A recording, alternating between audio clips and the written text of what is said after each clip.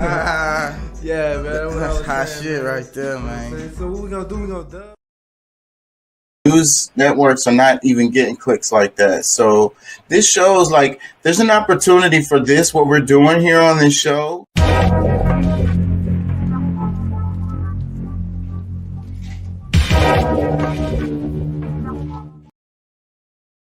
Look up something in back check, kind of like cross reference. Yeah, I should put the. You say you look that shit up. That's the name of your show. Yeah, that's right. what really drew me in. Remember, we want you to be an activist, and don't take our word for it. Look that shit up. Pulley.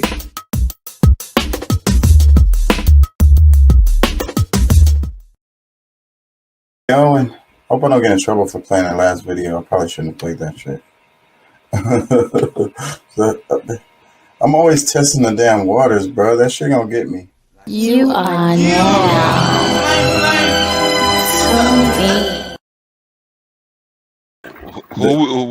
Who and what are we gonna complain about tonight? You are now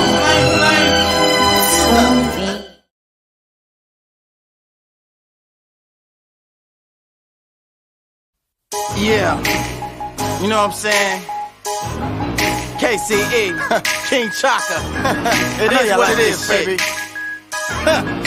You really not feeling me? Let me find out. Yo, question my ability. Let me find out. Invest in my enemy. Let me find out. There ain't no telling what you finna see. You finna find out. It's something that enters me. You finna find out. Then exit with energy. You finna find out. Riding flows like centipede. You finna find out. Screw those that's kidding me. Let me find out. Hit the big lips. I'ma call you Bill Bellamy. When you talk your shit, man, really it's killing me. Hit you with my fist and I'ma do it lyrically. Crazy ass brick, so I might do it literally. I'ma do this till I'm old eating celery. How old is Jay-Z? He gotta be 70. Come to my show or I'ma do it bitterly. Or hit the porn store with a bitch named Beverly. Keep waiting tables, yeah. Spicy means peppery. Or get tattoos and work in the factory. Whatever I do, I'ma do it happily. I'm tired of these rappers too, they do it tactically. That's why I'm here, I'm the shit this year. We gon' keep it moving, grooving, give you something you can feel. When shit's fucked up, gon' drop a tear. I'ma pull my pants up, grab another beer. Rap's messed up and I don't have no fear. Attack the chest up, it's a grown man in here. Ask you little chaps, what have you done in the field? Throw your sets up, let them know you're still here. I said you really not feeling me, let me find out. Yo, question my ability, let me find out. Yo, invest in my enemy, let me find out. Ain't no telling what you finna see, you finna find out. Yo, you really not feeling me, let me find out. Yo, question my ability, let me find out. Yo, invest in my enemy, let me find out. Ain't no telling what you finna see, you finna find out. Yeah, bounce, rock, shake, wiggle. We gon' come through and put it in the middle. They calls me fiddler cause I play the fiddle. Checking masters, white pipes, I's a good nigga. Bounce, rock, shake, wiggle. We gon' come through and put it in the middle. They calls me fiddler cause I play the fiddle. Checking masters, white pipes, I's a good nigga. I said you really not feeling me, let me find out. Yo, question my ability, let me find out. Yo, invest in my enemy, yo, let me find out.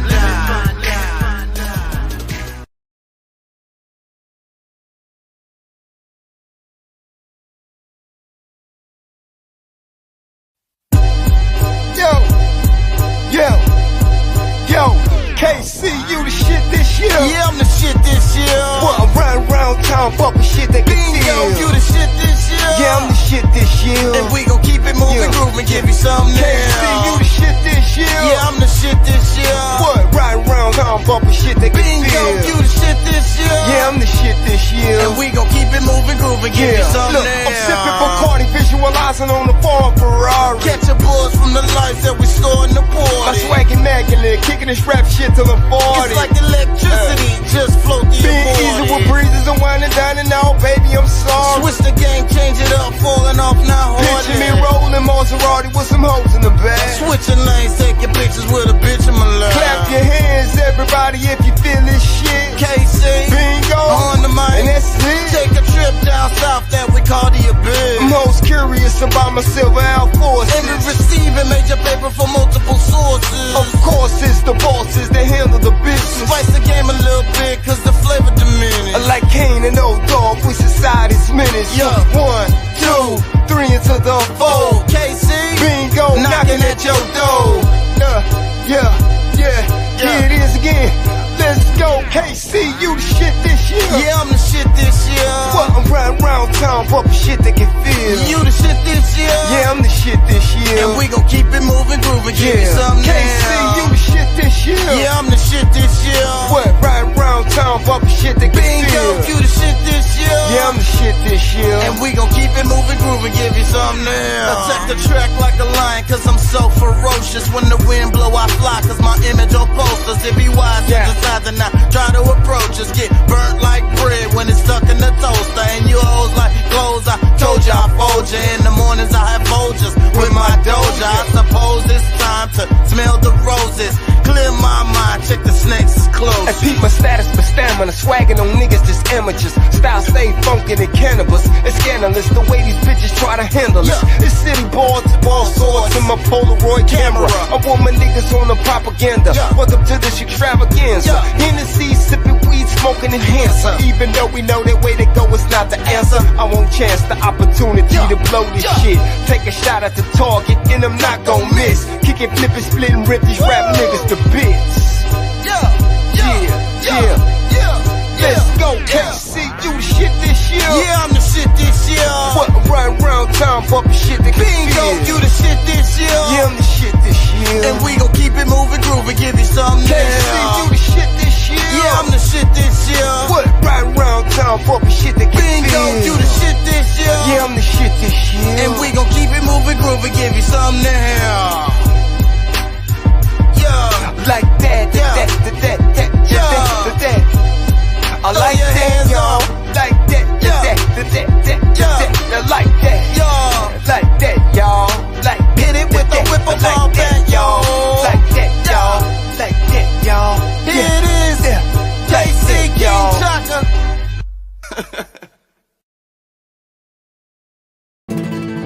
Dime qué tú quieres, papi. ¿Quieres que lo mueva para ti?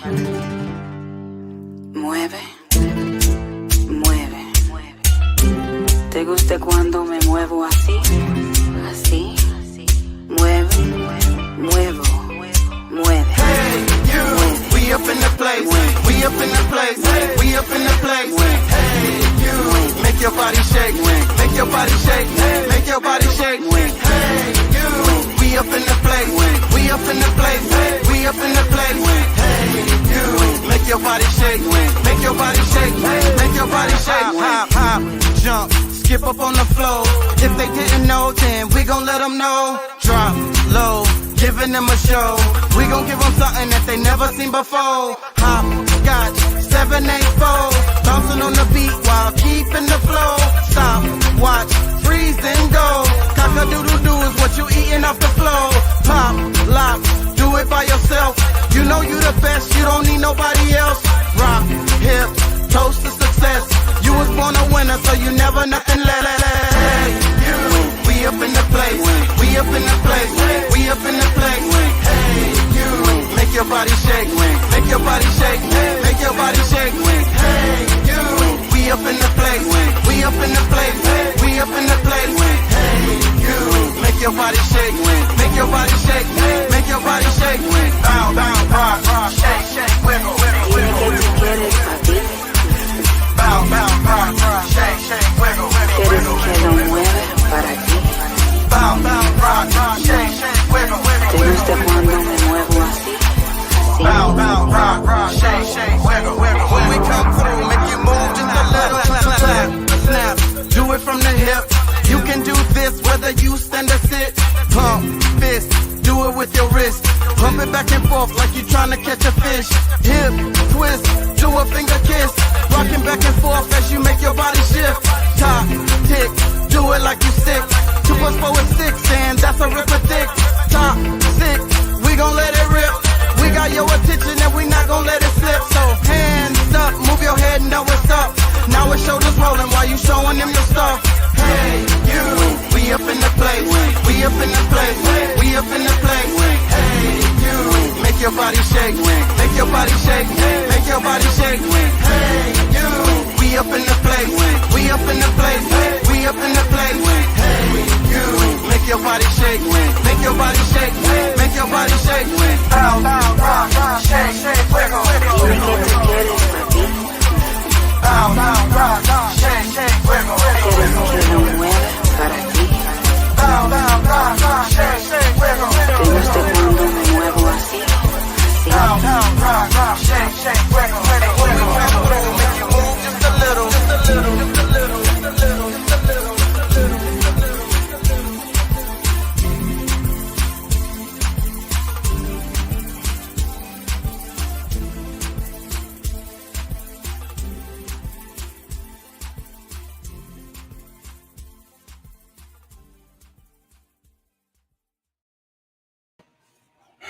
Hey, how y'all doing out there? How y'all feel? Remember, we want you to be an activist. Don't take our word for it. Look that mess up. Thank you, God, for this day we have lived. Everything in our life, our health, our family, the guidance you have given us. Allow us guidance to the path of righteousness with no sway towards the evils of our lower self. Amen. How y'all feel? Y'all feel good? I'm a little bit early, so I'm sure my people going to be rolling in at some point. Let me play this.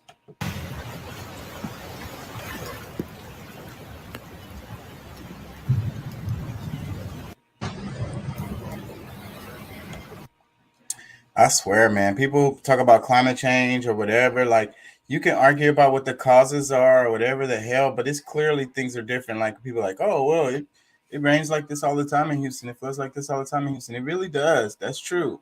But, man, it's like, it seems a bit different. You know, it's like really quickly. It happens faster. The lightning seems to be a bit more stronger, scary. I don't know. I think the weather is dangerous, and we need to pay attention to that. You know, and of course, the world, the earth goes through cycles. Regardless, you could say it's going into a cycle. Regardless, we still got to pay attention and make moves and move differently. It's dangerous out there now. It's like when it rains, it's just go home if you can. If you can't, stay put until you can. Kind of like treat every rainstorm like a hurricane. Be safe. It be those little bitty rainstorms. People die, man. It happens.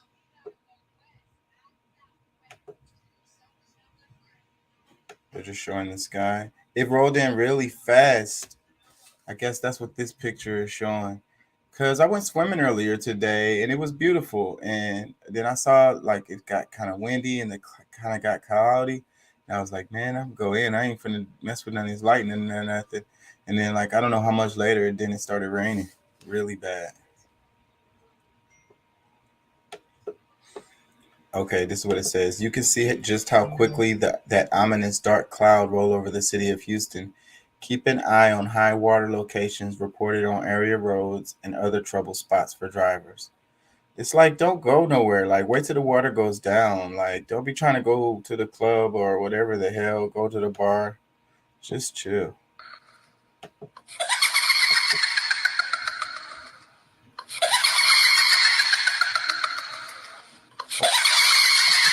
Why they do that to them kids? That's child abuse, man. They was hugging each other. Their brothers hugging each other. It says, me at work watching a stud struggle lifting a 5-gallon jug, knowing I could have helped. This is the path she chose. That's funny.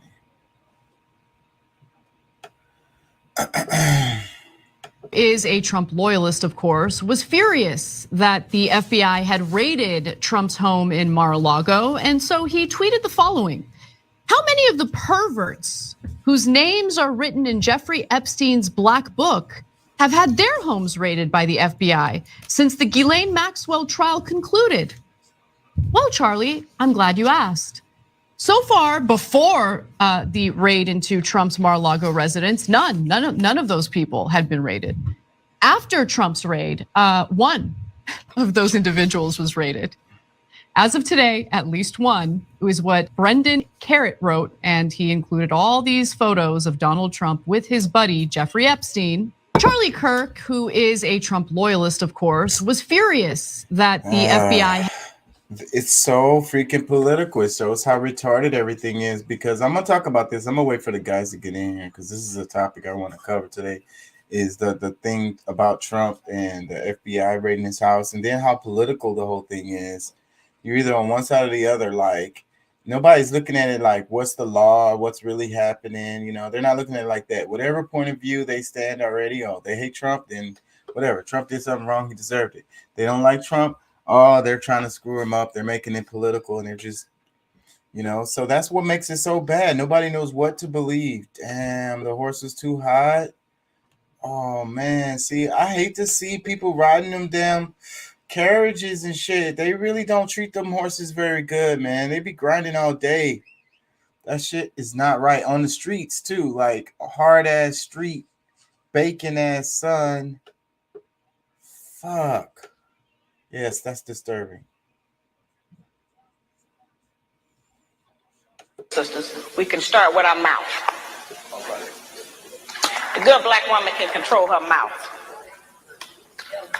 She don't have to say everything that comes up. It's okay if he get the last word sometime. You know, she don't cuss in public.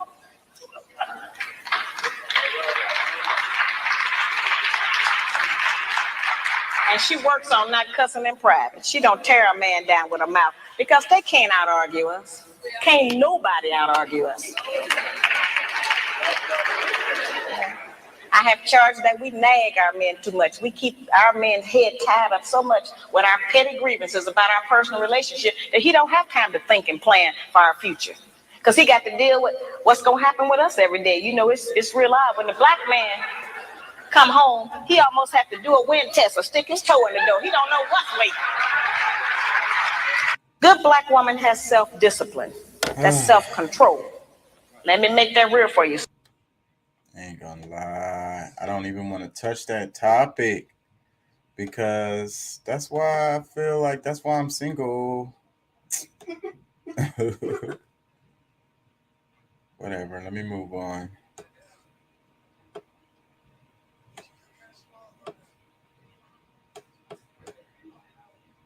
What he ate at the Dodger game.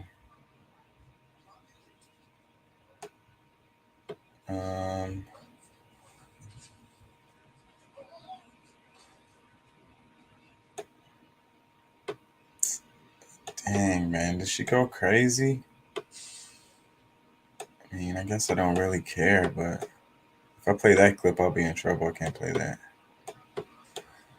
Hey, I got some stuff I want to talk about, but I'm kind of lollygagging right now because I don't want to get into them. It says, so 98% of House Republicans voted against your right to an abortion. 92% voted against your right to have contraception. 74% voted against your right to marry who you choose. Remember to take that to the polls this November. Okay. I don't think that works. I don't think that type of, I don't think that tactic works. People not hearing you.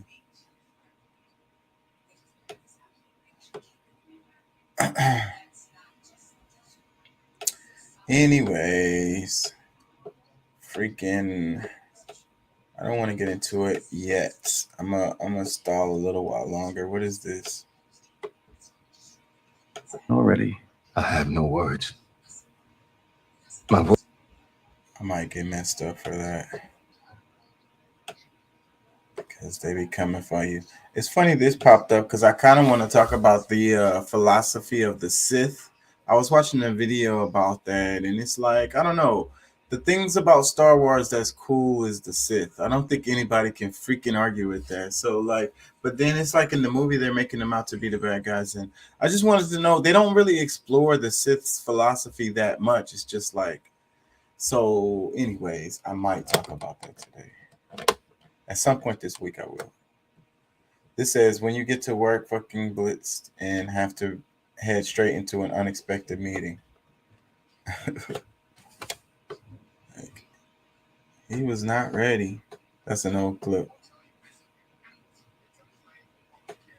I don't read those anymore. It says defund the FBI. Marjorie Taylor Greene? Really? She said that? Did she say that? That's her tweet. Is that what they're saying? It says, it's funny how the FBI is and always has been a right-wing organization serving right-wing interests and sabotaging and undermining the left at every turn since its conception. But one fascist leader commits a federal crime and the entire right wing wants the FBI gone. It says, all non-communists resign from the FBI immediately. Come on, do it. If you are an FBI agent who isn't a complete anti-American communist, you have an obligation to resign. Democrats, we're going to pass legislation to cap insulin at $35. Pro-life Republicans, the fuck you are.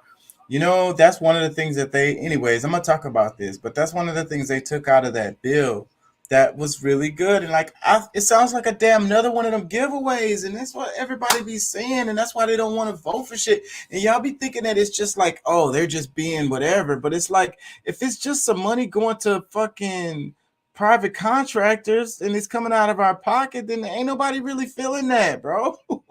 Like they be song and dance. Oh yeah, the money's gonna go to this, that, and the other. Meanwhile, I'm just gonna give it to my buddies and friends and their family.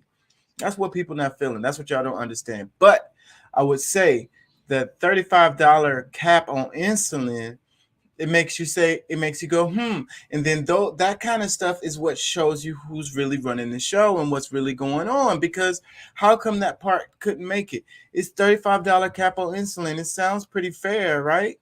Like, but they price gouge the shit out of people for insulin and they need it to live. So they're going to spend however much it costs.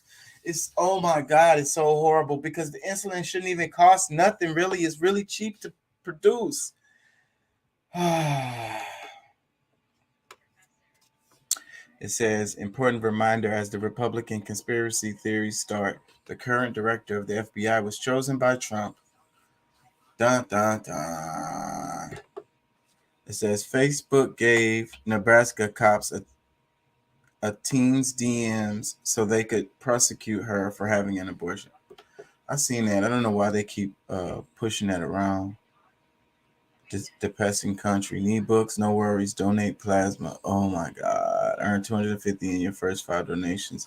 They're not lying about that either. It says need books. So it's like you need books to go to school or whatever. I know the books are expensive. You know, just sell your plasma. You know, you can get your books that way. You really want to go to school, right? Just give your life blood. Just give your life essence to us. And, you know, we'll give you a couple of dollars and you can use that to go buy your books. It says Musk admitted Hyperloop was about getting legislatures to cancel plans for high-speed rail in California. He had no plans to build it.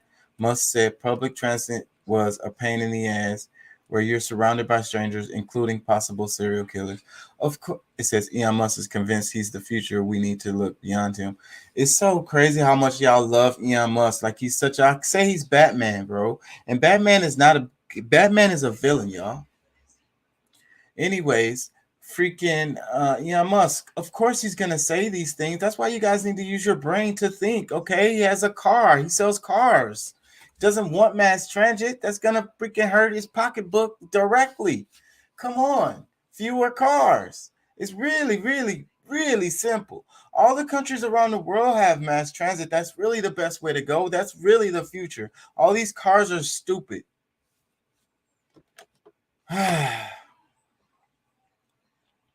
It says, adhere to the highest standards of conduct, especially in maintaining honesty and integrity. Work a minimum of 50 hours per week, which may include irregular hours, and be on call 24/7, including holidays and weekends. Maintain a level of fitness necessary to effectively respond to life-threatening situations on the job. Carry a firearm and be willing to use deadly force if necessary. Be willing and able to participate in arrests, execution of search warrants, and other dangerous assignments. I don't know what this is. It says IRS on the header, but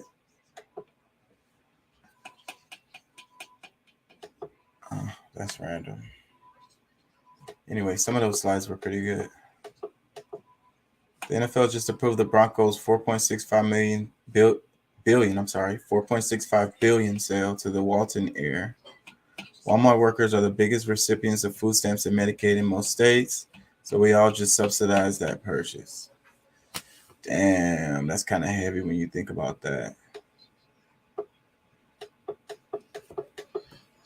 Y'all like to be like, oh yeah, the billionaires, the millionaires, those people are cool people. They earned their money and everything. Like, we should worship them. Just be like them.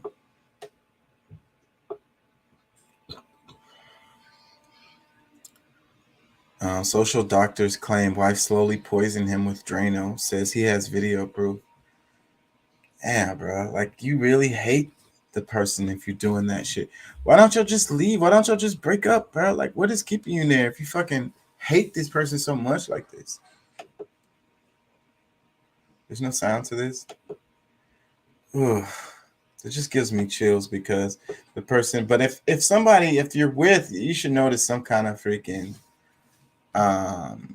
You should notice, like, if there's animosity, there's tension, there's like, something ain't right. You must be trying to force it. If this person is poisoning you and you're not fucking aware of it.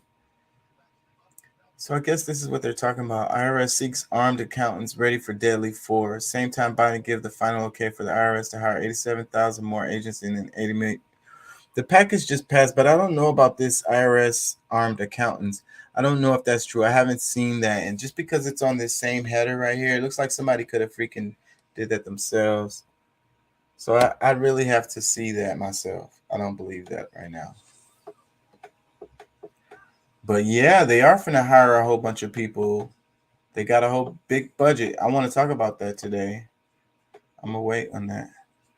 We're definitely talking about that today because they got a huge budget and they're gonna use that budget to go after your ass. That's what's finna happen. They're going after your ass. They're going after your little side hustles. That's what they want. You haven't been paying taxes on your little side hustle. And if you put that shit in your bank account or if you use Zelle or something, they're going to track it and they're going to be like, you got to fill out this tax form for that.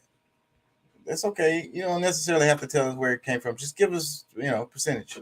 FBI informant. The news just broke that somebody from Trump World supplied the FBI with what was hidden at Mar-a-Lago and where Donald Trump hid it. And we know that Donald Trump really cares about his loyalty, so this is gonna drive him crazy that he doesn't know who it is. Who do you guys think it is? I don't know, but whoever they are, great job. It has just been revealed that a member of the Donald Trump inner circle is an FBI informant. The news just broke that somebody from Trump World supplied the FBI with what was hidden at... I bet at this point, I'm sure he knows who it is. At this point. No way he couldn't know who it is at this point. It all comes out in the wash. So this is where I'm supposed to make me feel bad because it says where it all started: Apple, Google, Amazon, Harley, Disney, Dogecoin. So like, anyways, let me move on.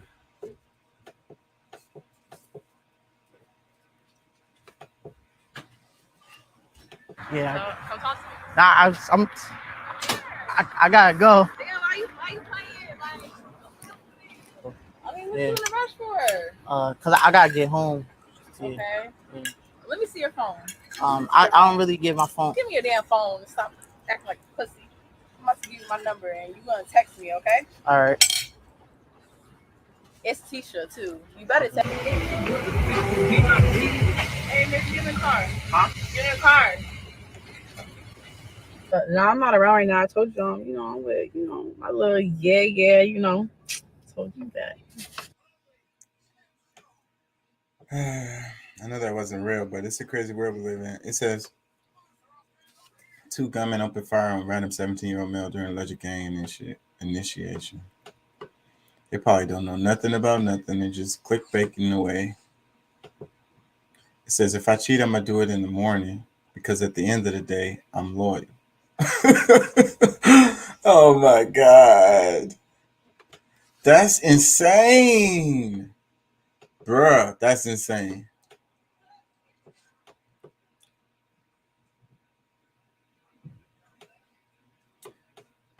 Where y'all at? Where y'all at? I'm early as hell. I'm gonna give them some more time. The schedule go on at 11. Says they have 1.3 million worth of peppermint candy between. Ugh, don't show that. Ashanti. It came out that Irv Gotti smashed Ashanti. That's not really surprising to me. I mean, it's the music industry. He kind of freaking. He looked lame as hell for saying that shit now, though, after all this time. Like, just saying it, like, that's lame, bro. Go sit down. Like you're trying to be relevant or something. It says, police use Facebook chat history to charge mom and daughter for having an abortion. That's the thing that was up there earlier. Why does that keep popping up?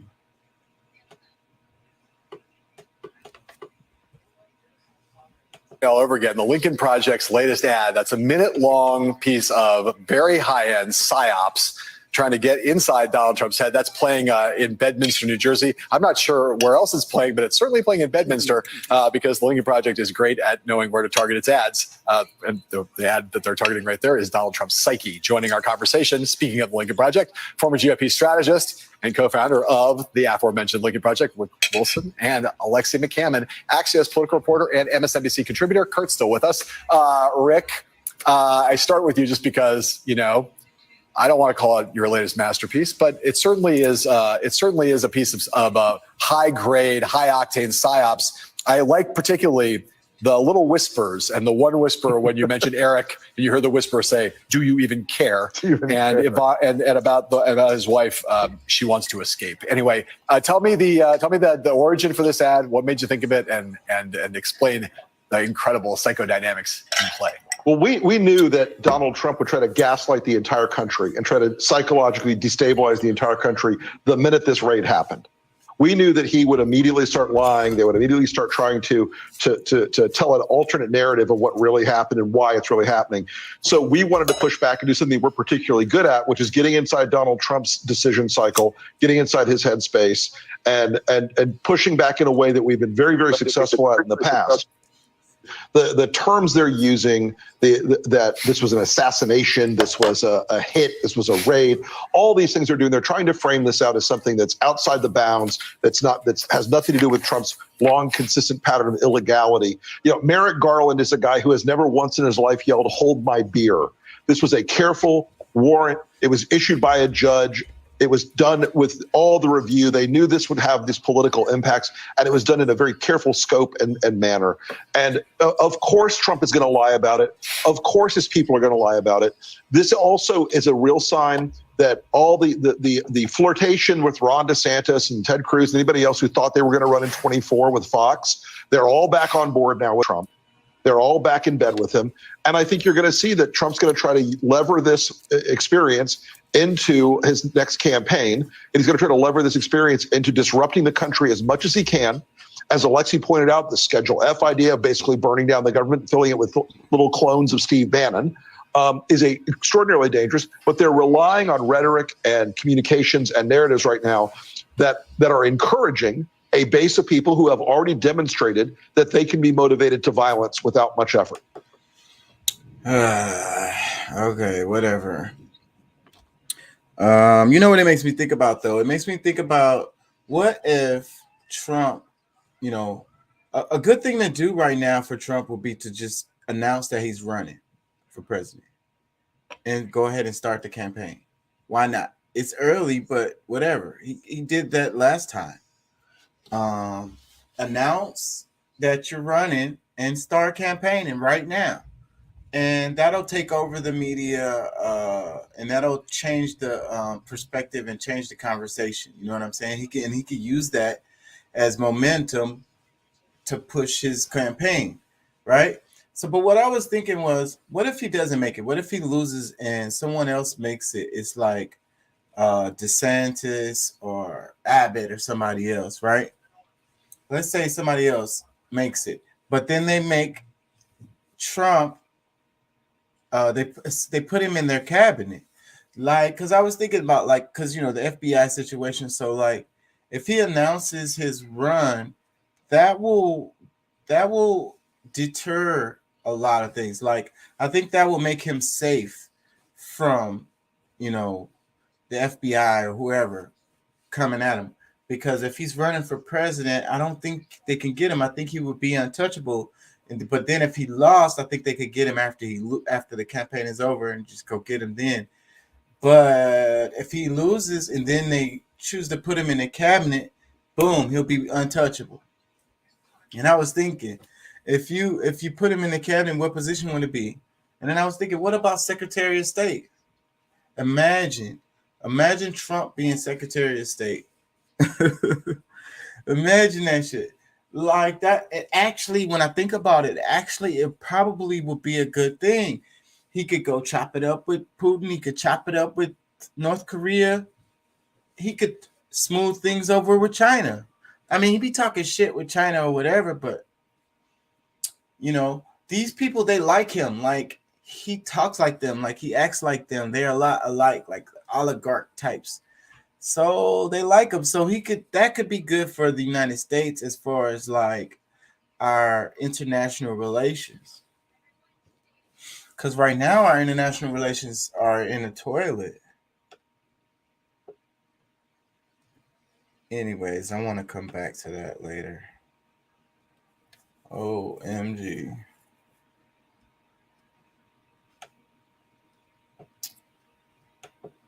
This plane tried to land on the freeway, kind of crashed. That clip been going around. I'll probably get in trouble if I play this. What is this? I shared the deep concerns of millions of Americans over the unprecedented surge of personal residence of President Trump. No former president of the United States has ever been subjected to a raid of their personal residence in American history. So the thing is unprecedented. So that is true. That was Mike Pence. It is true.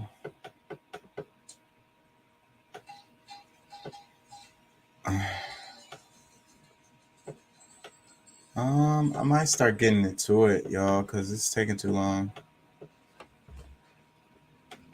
And how dare you say that the people that are here are not unhoused? How dare you? I You live are in speaking District on 14. items You don't 19, 26, and 40. No, sergeants.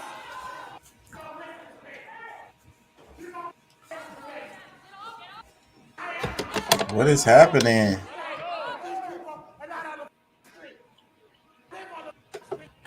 I don't know what's happening. I'm going to move on. It says officers in riot helmets enter LA City Council meeting. At least one person was arrested after LAPD officers in riot helmets faced off with protesters and activists at a Los Angeles City Council meeting around a proposal that would ban unhoused people from creating encampments near schools, freeways, and libraries. That's what they're doing here in Houston. They already did that. I worked for Child Protective Services for about 4 years, and I had some of the most severe cases of child abuse and neglect. So here we go. One of them is nickname body parts. You know, so many kids do not know the proper names for their body parts and are made to think that vaginas, penises, and things of that nature are bad. And so when they are disclosing abuse, they're saying like, oh, he touched my cookie. Nobody knows what you're talking about. Or my pocketbook. Nobody knows that they're talking about they were sexually abused. 2, I would never force my child to be affectionate to someone when they say they don't want to. That means when your aunt, uncle wants to pick up your kid and your kid is like, respect them, because they then start to think that that is allowed. Like they don't get a say in who they can, will, or have, like who they have to touch, hug, and be affectionate with.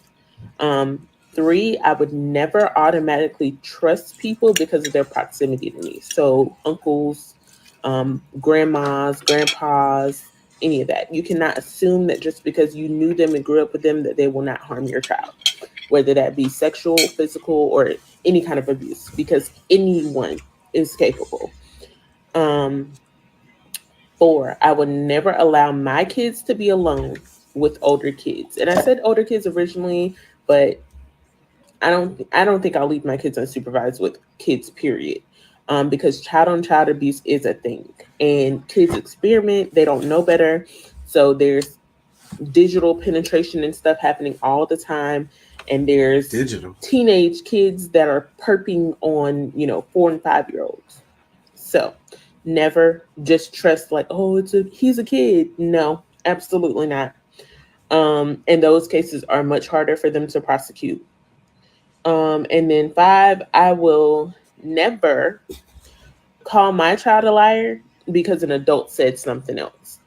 There are so many kids that are abused by adults, and then the adult tries to say, well, no, she's lying. And people take the word of the adult because they're like, oh, they got to be making this up. I feel like at the very least, you need to think about, well, why would my kid lie about this? And so if they're making up a lie, like let's say they are hypothetically lying, there's something else going on that they're trying to tell you. So there's so many things that I saw as a CPS worker, and parents would just not believe the things that you see, the things that you hear. Parents abuse kids, relatives abuse kids, and it's much more likely to be a family member than a stranger on the street. So a lot of the things that we think are wrong.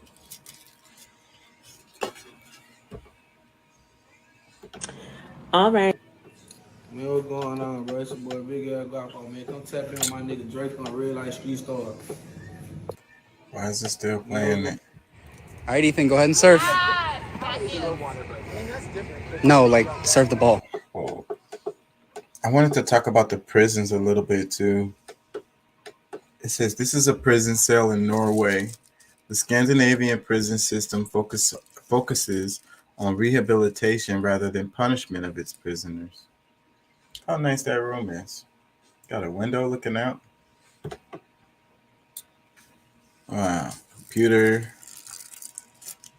I don't know. Soap dispenser over there.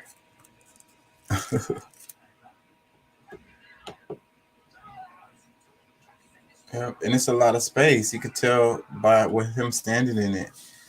Shit, those cells be half that size and not as nice. Look like you got a shower. Is that a shower curtain? Oh, that's like a curtain, like for his window. It looks like hospital rooms is what it look like. And you would think that it would look like that if it's, people that's in jail, because it's kind of like, a lot of them. Anyways, but in Texas, they're baking the people and boiling them to death. Don't even have no AC in there. People getting heart attacks and shit, and they're saying, "Oh, he just had a heart attack." I did. I use an eyelash curler. He said they'd be like, he just had a heart attack. It's like did the heat have anything to do with that? Well, that's inconclusive.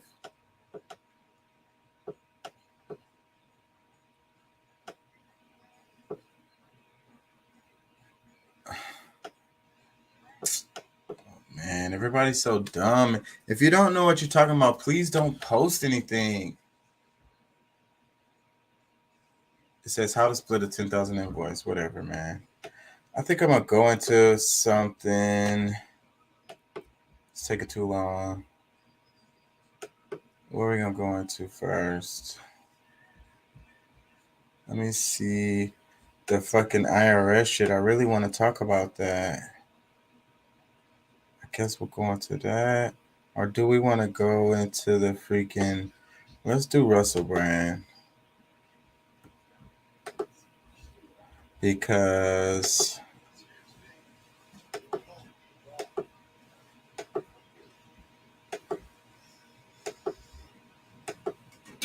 Million Awakening Wonders, thank you for joining us on this voyage towards truth. Have you ever wondered what following the science and trusting the science actually means? This is what I think it means, is to use empirical evidence to demonstrate facts, and then you act in accordance with those facts. As a person that suffered from depression and been prescribed depression medication, I'm well aware that the reason that people get depressed is low serotonin. That's what we all think, right? Anyone that's ever been prescribed antidepressant meds was taking it because of low serotonin. That's why we took the meds. Let's see what's on the news today then. For decades, scientists have believed depression is linked to lower levels of serotonin in the brain. That belief has shaped treatment and helped create a multi-billion-dollar market for antidepressant drugs. Yeah, but that's just a coincidence. I mean, the old multi-billion-dollar market for antidepressant drugs, I mean, they wouldn't just do it for that, would they? They've probably got evidence of some kind that serotonin being low causes depression. They wouldn't just say that and then create a load of products that weren't doing anything and possibly making things worse. Helped create a multi-billion-dollar market for antidepressant drugs. But it may be wrong. Maybe wrong. He's very relaxed about the news, isn't he, this geezer? He's perfect mainstream media news guy. Maybe wrong. Not seeing any problems with that.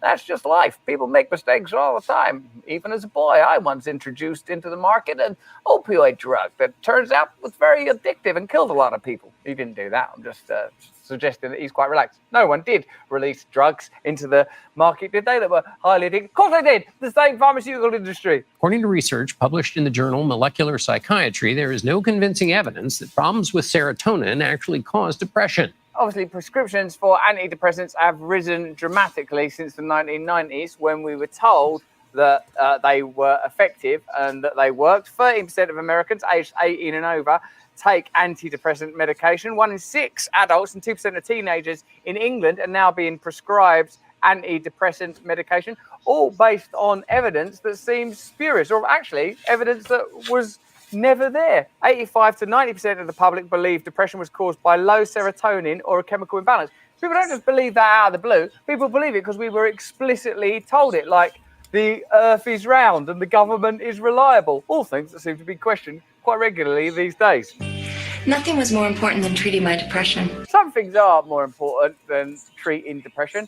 For example, not releasing into the market drugs that are unreliable based on no evidence. I'm not saying that that's true of Wellbutrin, of course. And with once daily Wellbutrin XL, I feel like me again. Anything in particular that's nice about this Wellbutrin you're taking? And I have to say it's nice that there's a low risk of sexual side effects. I like that.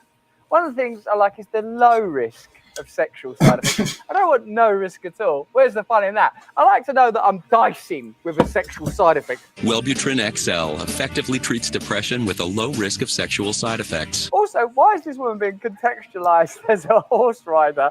Which sort of suggests to me that her sexual kicks are all achieved while in the saddle. I mean, there's a little bit of risk that I won't enjoy this as much as normal, but it's a low risk.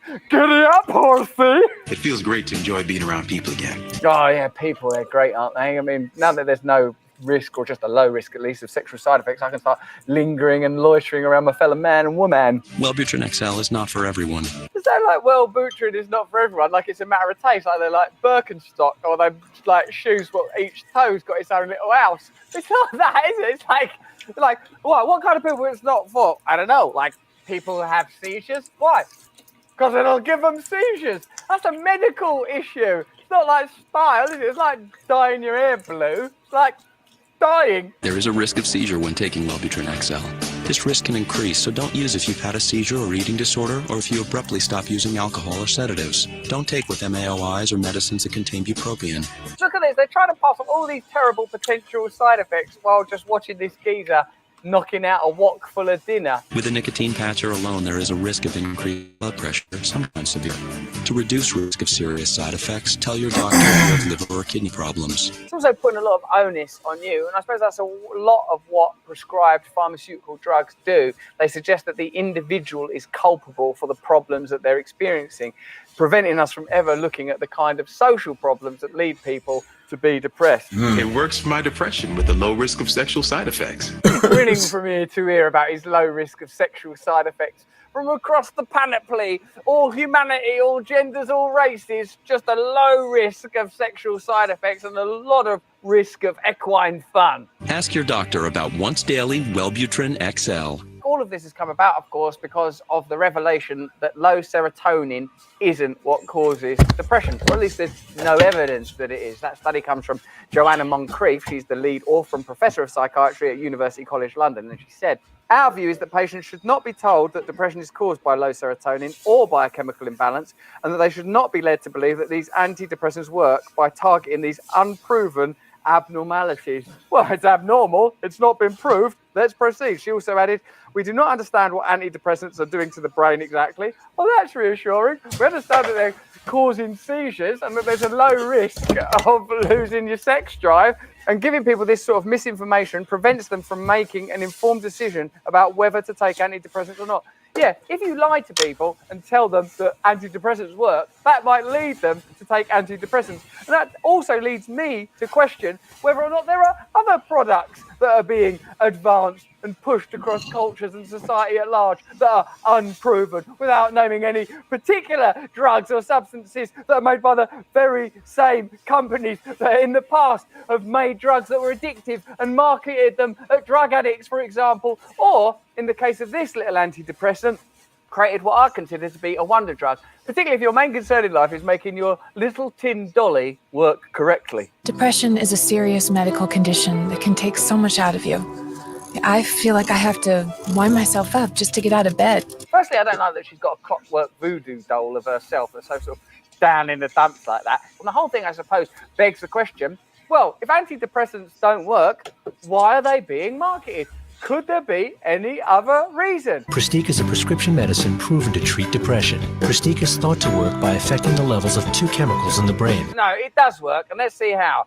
Mostly it's by these little trumpet snouts coughing up pollen at one another. Serotonin and norepinephrine. You've got norepinephrine and you've got serotonin, and they're going up each other's little trumpet snouts, and you'll be right as rain in a fortnight. Put one of them up your bum every Monday, you'll have no problem. Your clockwork dolly will be singing in the rain. Tell your doctor right away if your depression worsens. Because we'd be glad of the information, because we ain't got a fucking clue what these things do. Why don't you tell us if the drugs are working? Why don't you tell us if there are any yellow card adverse events? And in 75 years, we'll get right back to you and tell you exactly what went on. Once we've made a profit and everyone involved in this terrible scam is dead.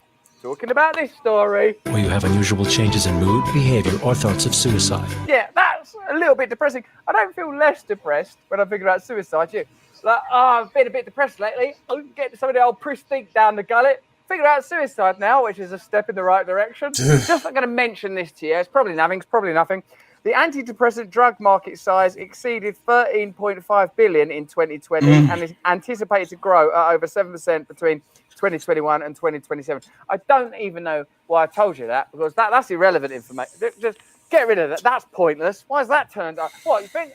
Oh, I see. You thought that we used scant evidence to market a drug to make a profit. We invented that drug as a surprise present for your birthday, and you've ruined it. You're just like your father. Antidepressants can increase suicidal thoughts and behaviors in children, teens, and young adults.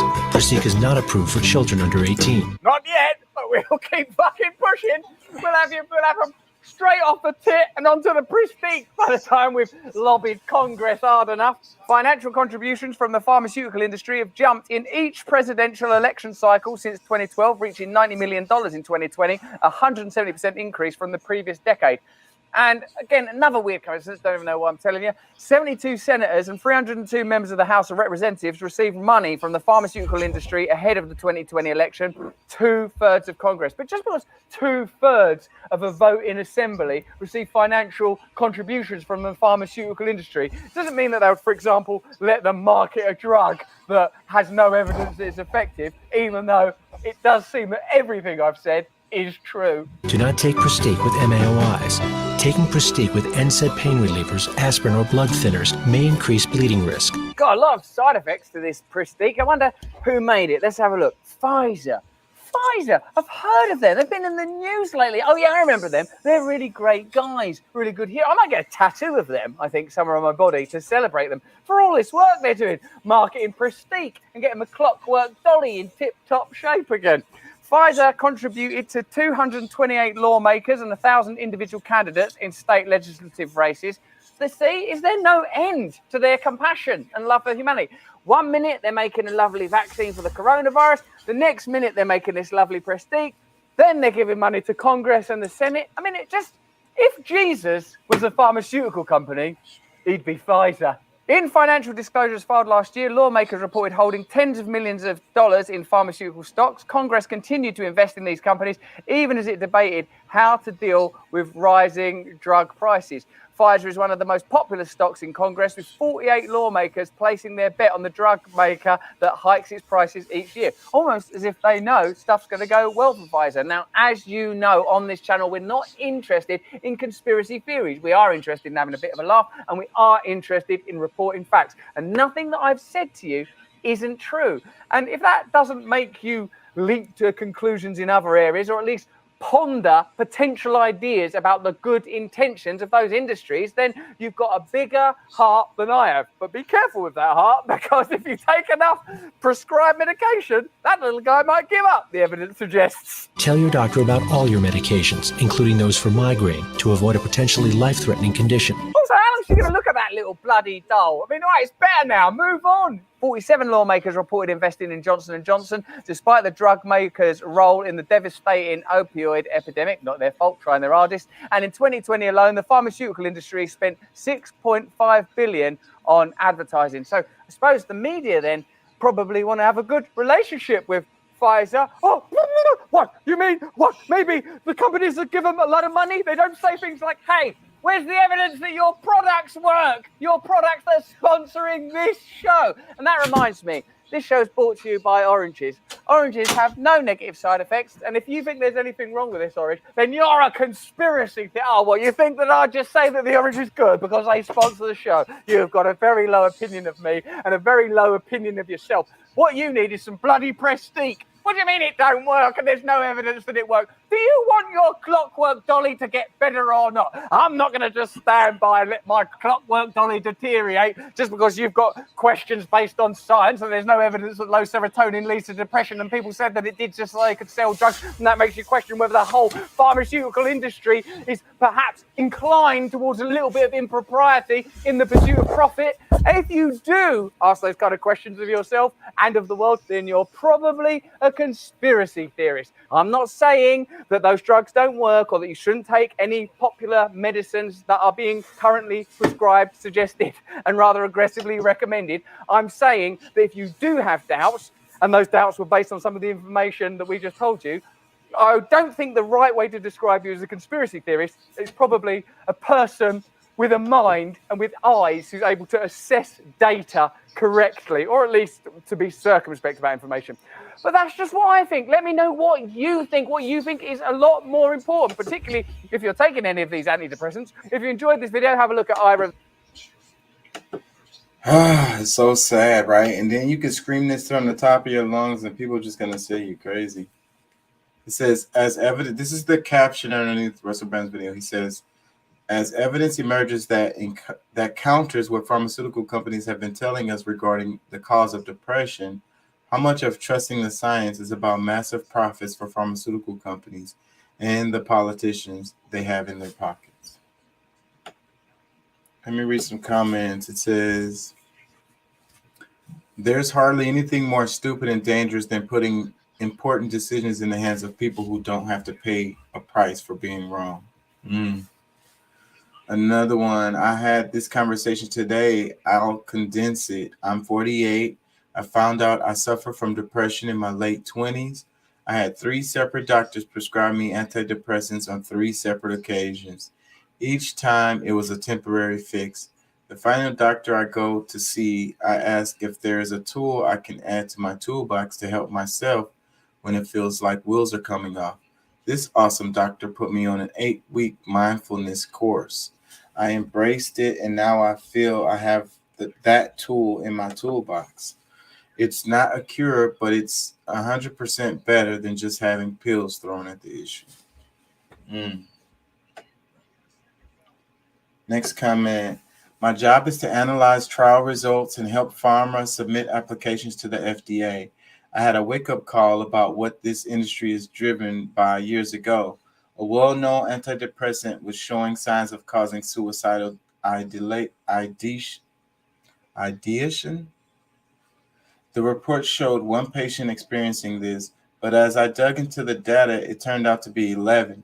And the data listings also included one accidental fall from a hospital window.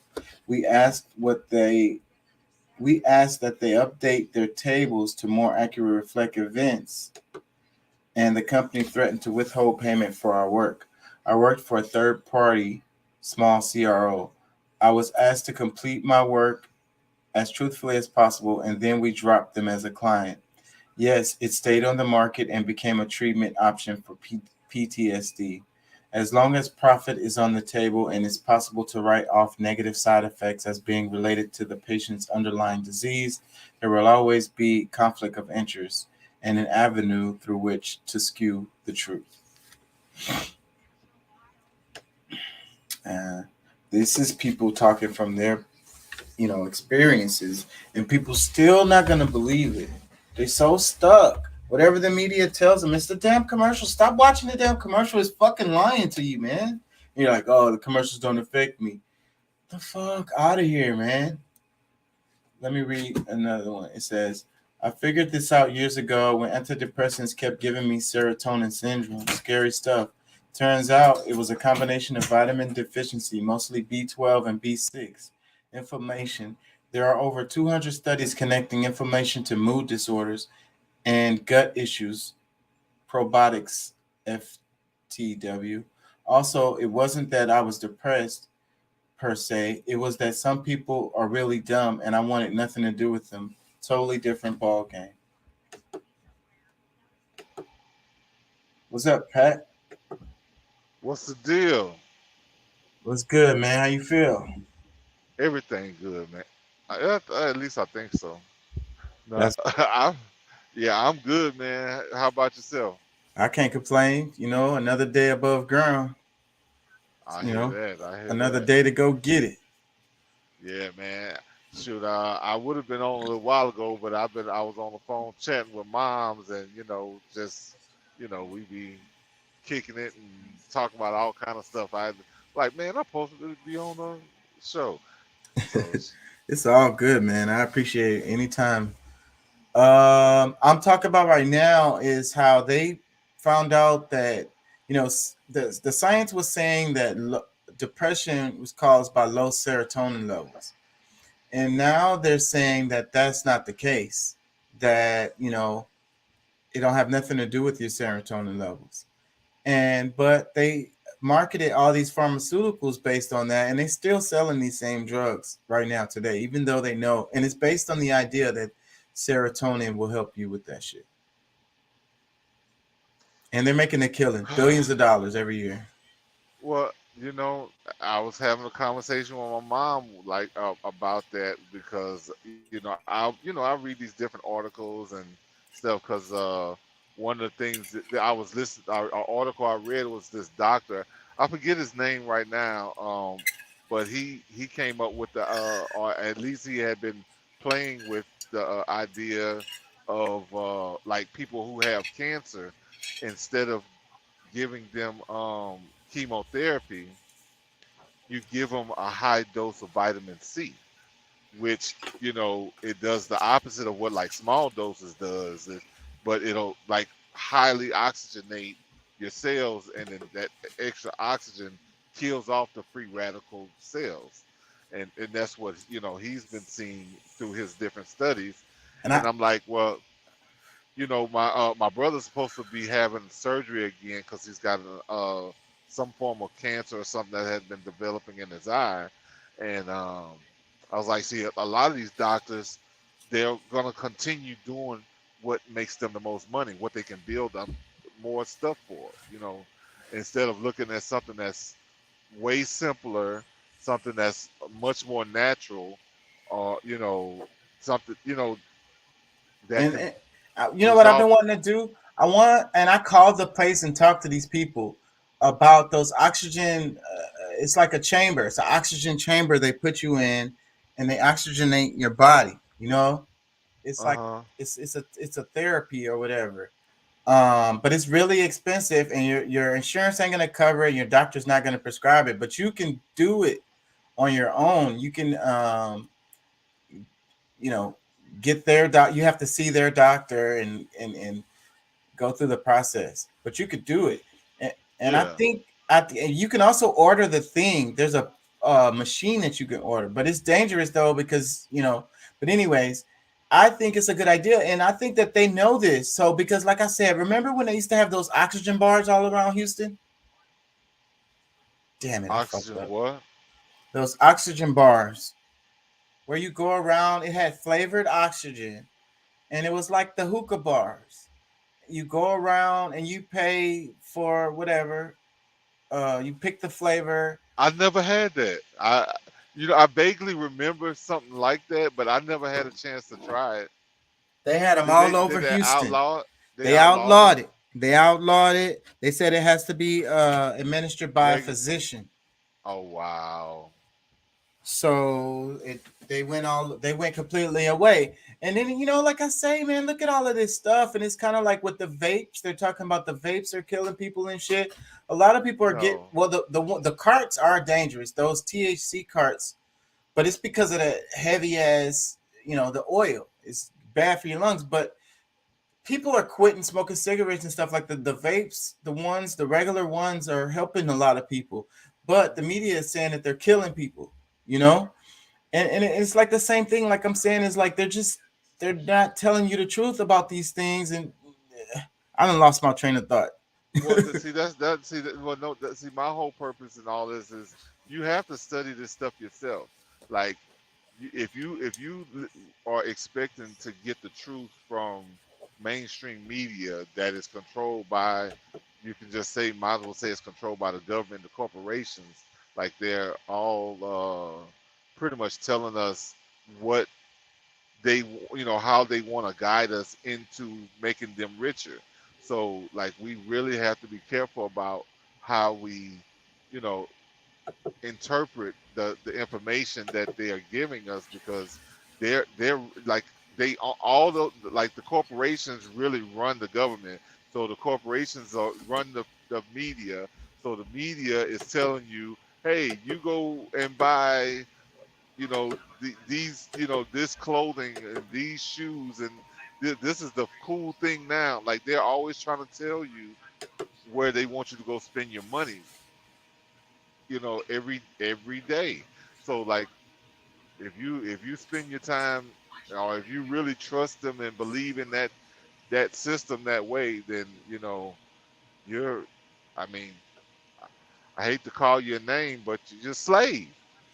Yeah. So the oxygen bars was a healthy activity, and not only that, it was like healing people.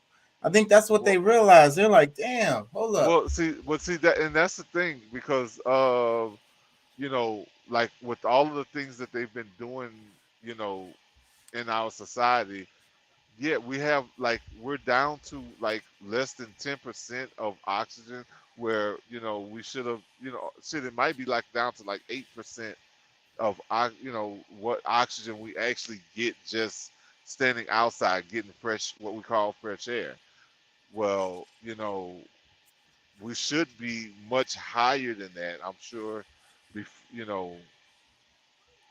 If you get 100% oxygen, like you're high, because it's like it brings you a euphoria that you just won't feel, and it's oxygen, so it's like not bad for you. But if you get like 100% oxygen, like you're really gonna be like, I have friends that's had it where on the mask or whatever, through like just the 100% oxygen, and they're like, man, that was like almost like a trip, because their brain actually got the oxygen it needs, or like I don't know what. Yeah, man. So what if people was doing that? Like they don't want people doing that. It's like, you want to drink alcohol, just go to the bar. Crack. You want to smoke crack, smoke cigarettes. Yeah. You know what I'm saying? Yeah. You want to dope up with some heroin, but don't be sniffing oxygen. That's ridiculous. Yeah. That's illegal. Yeah. And I'm gonna make sure of it. That's crazy, man. I want to read some more comments because this topic is pretty heavy right here. This one says, which one is that?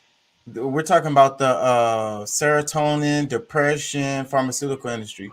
I'm gonna read some more comments. It says, after the loss of my eldest son, it was suggested I take antidepressants. I didn't end up using them. My response was I didn't have a keen chemical imbalance. I was grieving. No pill was going to change what happened or bring my son back. Yeah. They just want to give you a pill for everything, man. Well, I mean that's the thing. Like like we were just saying, like they want to sell you drugs. Like it's like that's a part of the $1 billion. Like, and then when like there's some people say that Sabi wasn't killed or whatever, and which might be true. Like I think it's some of his children are saying no, it was no foul play and this, that, and the other. Which okay, that's great. But there's other people that before Sabi that they have ran off into other countries or they actually killed because they were offering something natural that would be, that's unpatentable. So it's like if they can't get a hold to it and sell it, what was the guy the guy that bought that Wu-Tang Skrelly. the one that had he has the some kind of pharmacopoeia that he owns. Yeah, Skrelly. It was an HIV drug, an old HIV drug. Anyways, what are you saying? Like they 10 times the amount that it was. Yeah. Like he bought, and it's just like, bro, like how you know what I'm saying? Like humanity means nothing to To these people. Anybody. And see, So they took him to jail, but it's really he said when in the trial, he was like, this is common practice, and it is. But they took him to jail, they made him an example. Yeah, because he was drawing attention to it. But how many people did they use? I mean, how many people did they not touch? That's Nobody else. Come just with him. any other kind. Look, and everybody. I'm sure they were mad. They were mad at Trump because he was like, "Hey, no, we're gonna see if we can get some good medication from Canada. We'll see if we can get some good medication from South America, or whoever's got good pricing, and that way, we don't have to charge so much for insurance." And he was the enemy, like that, and that's a part of people forget these different things that was our worst. I'm in quotes, quote unquote, our worst president ever was trying to do, but they were, because it was going to affect a lot of the bottom lines of some of these companies because they were able to charge what they wanted to. He was trying to make competition in the marketplace where okay, there's somebody over here charging $2 a pill where you're charging 15. You know what I'm saying? Like, I want to come back around to Trump but let me read some more comments. It says, I read an article on this 3 weeks ago. I felt so stupid. I've been prescribed antidepressants since my first child was born in 1997. I stopped taking them after reading the article and I feel no difference. I still feel great. Looking back over my life, I wasn't depressed. I had made bad choices in life. I had no parental guidance throughout life, so I wasn't depressed. I was uneducated in life. Yes, and that plays a big part for all of us, because I mean, whether we grow up with our parents or not, we do have to. We still got to live this life and put the best way in one way or the other. And I mean, this is something that I guess I've been into lately is grounding, because like you said, when you're talking about depression, like some of the stuff that I've been reading, the different articles, some videos and stuff that I watch, like some of the things that we may not really pay that much attention to is that our disconnection from nature. Yeah. So like we're electrical beings, and if we're not grounding, those electrical circuits can go haywire, and you're not, recalibrating yourself or rebalancing, your cells and things, because if you just only got electric, stuff, or maybe you're not getting enough electric, but still in all, the grounding, being able to have some connection to Earth. Yeah. Being an earthling, we need to have our connection to Earth. So we got to really like medication and all these other things we're seeking, where we might be just need to take a walk with our Right. shoes off. Right. They telling these people that they're sick when they're not sick at all. Yeah. Like not sick at all. Like you had a family member that just passed away and you're kind of sad about it. Oh, well, we Yeah. got some drugs for that. Right. Exactly. Let me read a couple more comments. It says, I went to my doctor asking for mild sleeping tablets as had just gone through bad breakup. She looked at me and said, you must be depressed. I said, no, just tired. She insisted I needed antidepressants. I got the prescription, took one tablet, felt weird, so I threw them in the bin. I slept well that night and never saw the doctor again. Yeah. Because that's like a bad date, bro. Like some of these doctors really like they really do want to just sell, like they trying to get their numbers up. They get bonuses for the more drugs they sell or the prescriptions that they write. So, they get they get a cut.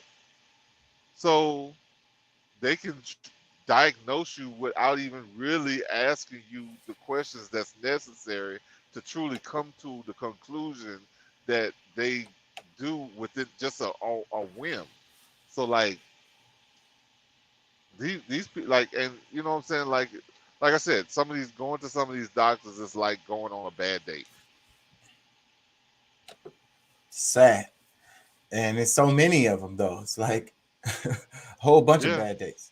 Let me read some more. It says, Russell, thank you for covering this. As someone who suffers from PFS, post-Finisterre syndrome, which is similar to PSSD, post-SSRI sexual dysfunction, I can tell you firsthand that these drugs cause devastating, persistent side effects, which often lead directly to suicide.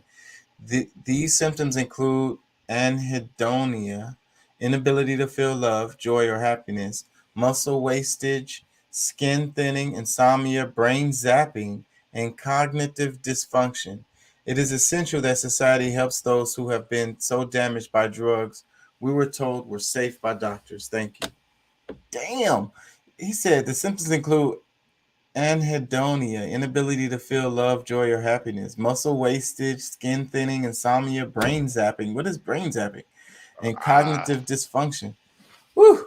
That's enough for me to that sounds serious. That sounds like some serious shit. But you know what? I would want to diagnose, like my diagnosis, and what I would want to write a script for.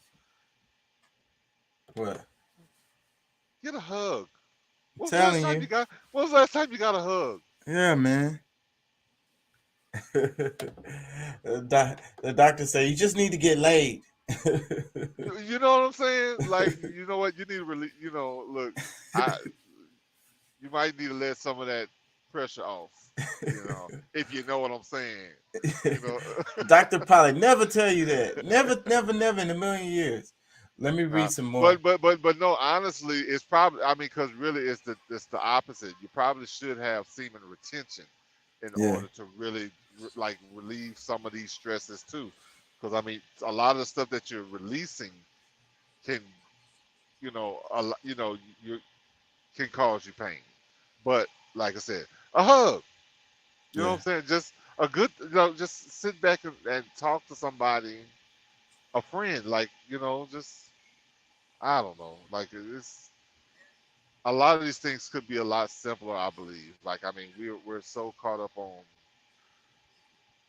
on this current system and the way it operates, and you feel it's supposed to be normal, but it's so abnormal. Until you really step outside of it and look at so many different things, you really get to see it that no, this is not ideal. And if you listen to your body, because and then the doctors know a lot, but they can't really just tell you your body. You know your body better than anybody else. Period. Well, you know what? I think getting a balance, before you just go, because why? Because I don't even really have a regular I have health insurance, but I don't even have a real doctor. But I have for my naturopathic, I do. like, I mean, of course, I get advised by, my Dr. Shearer, and Dr. He's the, head of all of our medical association. So, I mean, of course, she's underneath him. But like, there's certain things like, okay, maybe an emergency, yeah, you go and deal with, the hospital or whatever. But if you really being, you know, keeping an eye on yourself when you feel different things and this, that, and the other, and you talk it over with your naturopathic doctor, they can suggest minerals, natural things that can help you get yourself back in balance. So I would say, like, everybody try to find them a naturopathic doctor, and at least get some counseling or something through them, because that'll probably help you out a lot more than going to one of these doctors where, shoot, the pharmaceuticals are going to mess up your liver at some point. So I don't know. I want to read a couple more comments and then I want to go to Trump. It says this was a false conclusion reached by the pharmaceutical companies back in the 80s. Dr. Peter Breggin is a psychiatrist who has fought against psychiatric drug use in psychiatry and has written books on this for decades. He is a hero, and only now people are realizing he's been right all along. Another one. I still remember the look of disgust on a doctor's face when he pushed an antidepressant on me and I refused it. What a jerk. I had a digestive disorder that was hard to deal with. I was not depressed. I had a previous doctor prescribe protein pump inhibitors for my digestive problems. They ruined my stomach. I have had chronically low kidney function. Not one doctor referred me to a nephrologist. I again had to figure that out myself. My dad was a doctor, and he always told us kids, stay away from doctors and hospitals as much as you can. If war is a racket, today's medicine is legalized torture and extortion. Damn. Did a doctor said that? Let me read one more comment and I'll move on. It says, about 5 years ago, my then 81-year-old father had claustrophobia-induced freakout during an MRI in the hospital following a stroke. The trauma of that experience ultimately led the attending physician to prescribe anti-anxiety medication upon my father's release from the hospital a number of weeks later. Within days, my father, who had never taken a psychotropic medication in his life and had always been an upbeat type, was reporting a very black feeling. What the hell is black feeling? Boy. And talking like a zombie, a completely different person. At that point, the doctor saw fit to add an antidepressant to the anti-anxiety medication. For months, my father's mood continued to deteriorate, and he essentially seemed to become another person, and a very flat effect and no desire to do anything anymore. His wife, my stepmother, kept linking the whole mess back to the traumatic episode in the hospital and was focused on trying to figure out with my dad's doctor what other medications should be added to the cocktail. As someone who has lived for years in Europe and doesn't know anyone who takes antidepressants, tranquilizers, ADHD meds, or any other psychotropic drugs that virtually everyone seems to be on in the U.S., I began to strongly and repeatedly urge that all my father's psychotropic beds be suspended. I remember my urging being met by my other relatives not so much with resistance as surprise at my suggestion that he simply not take any psychotropic drugs at all, as if it was a foolhardy course to take. Fortunately, my stepmother decided to give my suggestion a try. I don't know the ins and outs of how it was handled, but my father came off all the meds and for some years now has been back to his old self. I honestly thought we had lost him. Americans will be surprised at how the other 95% of the world population gets by without treating the various and sundry syndromes, chemically imbalances, so on they are automatically used to treating. Basically, he's saying they don't, over here, they got us all on drugs. And anyways.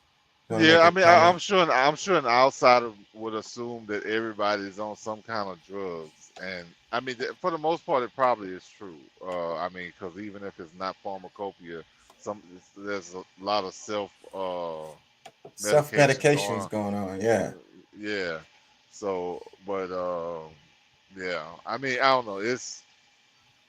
I've never been like a big like, especially like over the counter. I mean, not like pharma, pharmaceuticals and shit like that. I've never really been down with that, but you know, not to say that I'm I mean, nowadays I don't use anything, but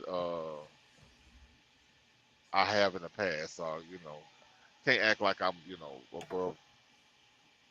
New developments this Let's go on to Trump. Let me play this. I'm sure you've seen all this. midday in that unprecedented FBI raid of former President Donald Trump's main home in Florida. ABC News has learned that this isn't the first time federal agents visited that estate. ABC's Faith Abube has the latest. An extraordinary and unprecedented scene at former President Donald Trump's Mar-a-Lago property in Florida. FBI agents Monday executing a court-authorized warrant at the former president's private residence. Trump and his family were not at the home during the raid. His son, Eric Trump, on Fox News. 30 FBI agents, actually more than that, descend on Mar-a-Lago, give absolutely, no notice, go through the gate, start ransacking an office. Trump himself seen in New York ignoring shouted questions, but confirming the raid in a statement saying his property was under siege and that the agents even broke into his safe. Sources tell ABC News the raid is part of the investigation into allegations Trump improperly removed presidential documents, including classified material from the White House when he left office, a possible violation of federal laws. The National Archives referred the case to the Justice Department after retrieving 15 boxes of material from the Mar-a-Lago residence in January, some of the documents allegedly torn up. Trump and his top Republican allies, furious about the FBI raid, without evidence, accusing the DOJ of being weaponized, even though Trump appointed the current FBI director. That is to try to politically harm and intimidate their political opponents. That's what this is all about. Legal experts say before receiving approval for the search warrant, FBI agents would have had to prove to a federal judge there's probable cause a crime or crimes had been committed and that evidence was in the home. To send this kind of FBI team to the former president's home, there has to be something more than just a Presidential Records Act violation. They have to know something that we don't know about yet. And both. What you think? I'm sure you heard about this. This is the news cycle right now. I know, man. It's just it's really crazy. I mean, and I didn't hear this actual thing because I mean, it's sparking thoughts as I listen. It's just like, what if there is because I mean, like there's things that that I'm sure that's going on with Biden that we're not gonna hear about that we might have heard more about if Trump was still president. Because I know that whole draining the swamp thing was supposed to still be a thing. The QAnon stuff, like they were all working on that. I don't know what direction, but it's obviously something.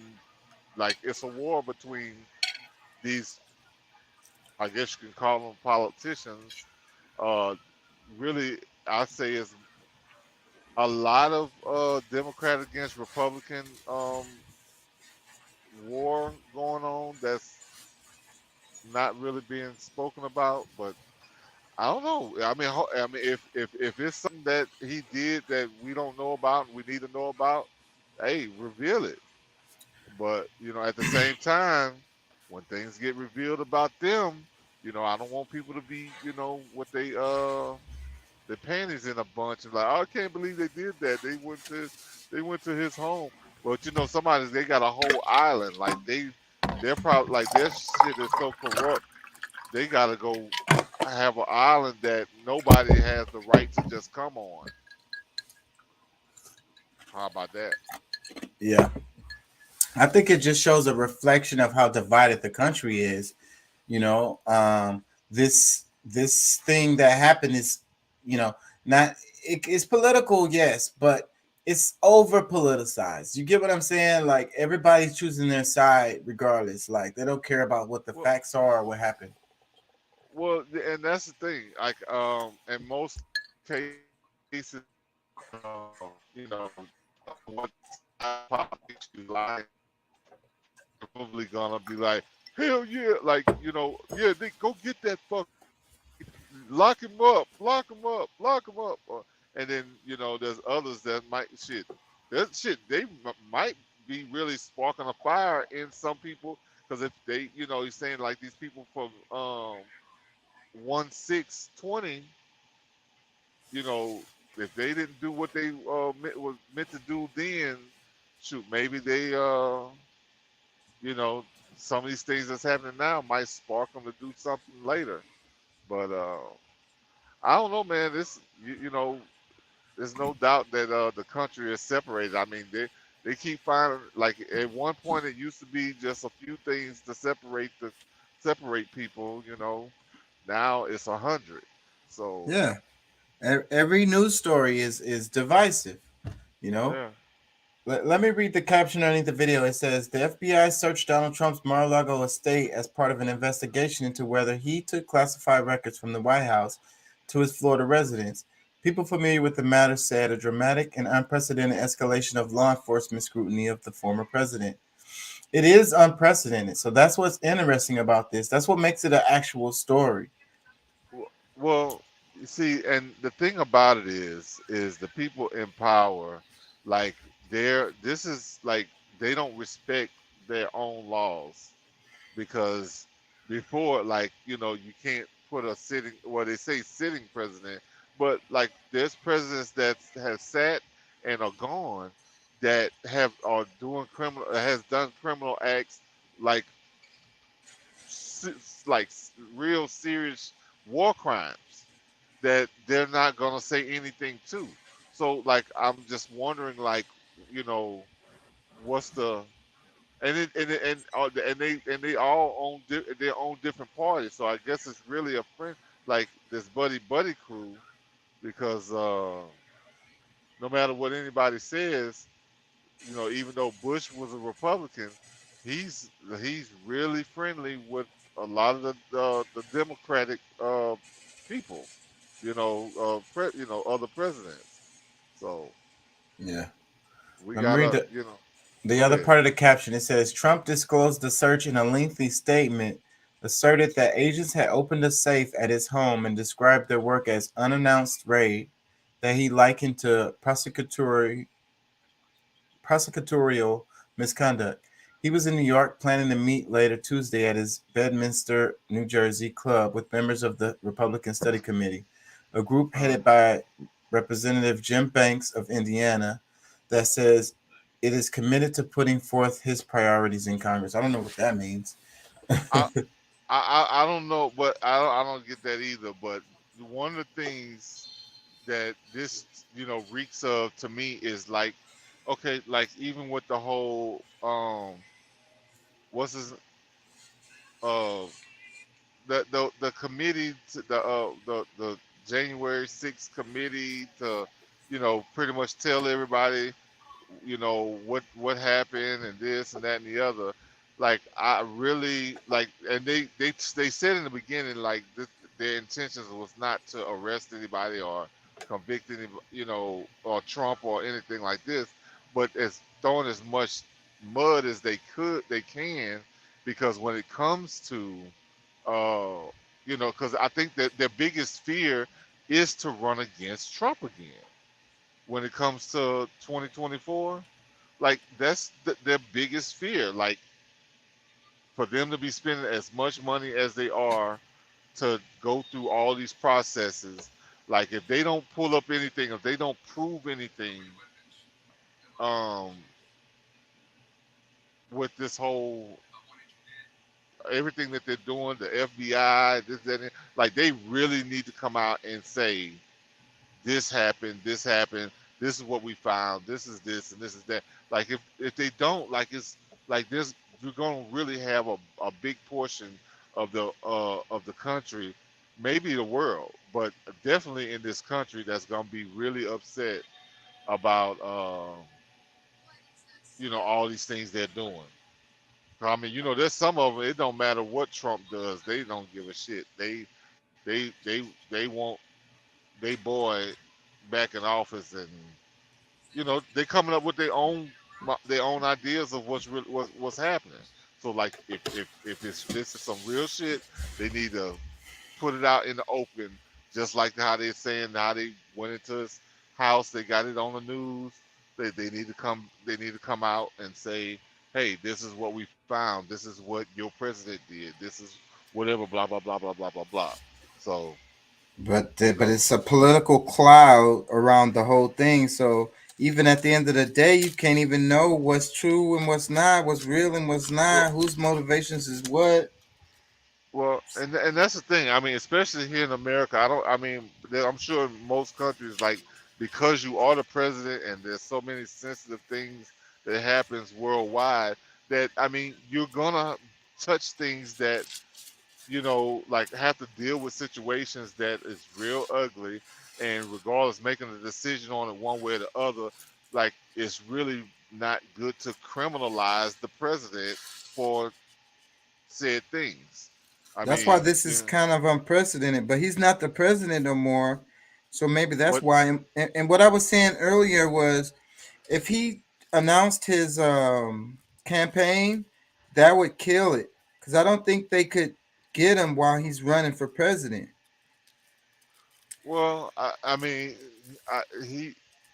I've heard some of his stuff is on the trail of his like the different little like I don't know. I heard him speaking on something somewhere, and he's playing it down as if he, if the big if he did run, whatever, blah blah blah. But that's what So that's what they do. And I mean, I'm sure he's gonna run. Like everybody knows. I mean, like he's gonna run. He's gonna run. And but is he gonna win? I don't know. So I was thinking about this. I was thinking, what if one of the other Republicans won? Because I think it is gonna swing back to the Republicans this time. What if it's DeSantis or Abbott or somebody else?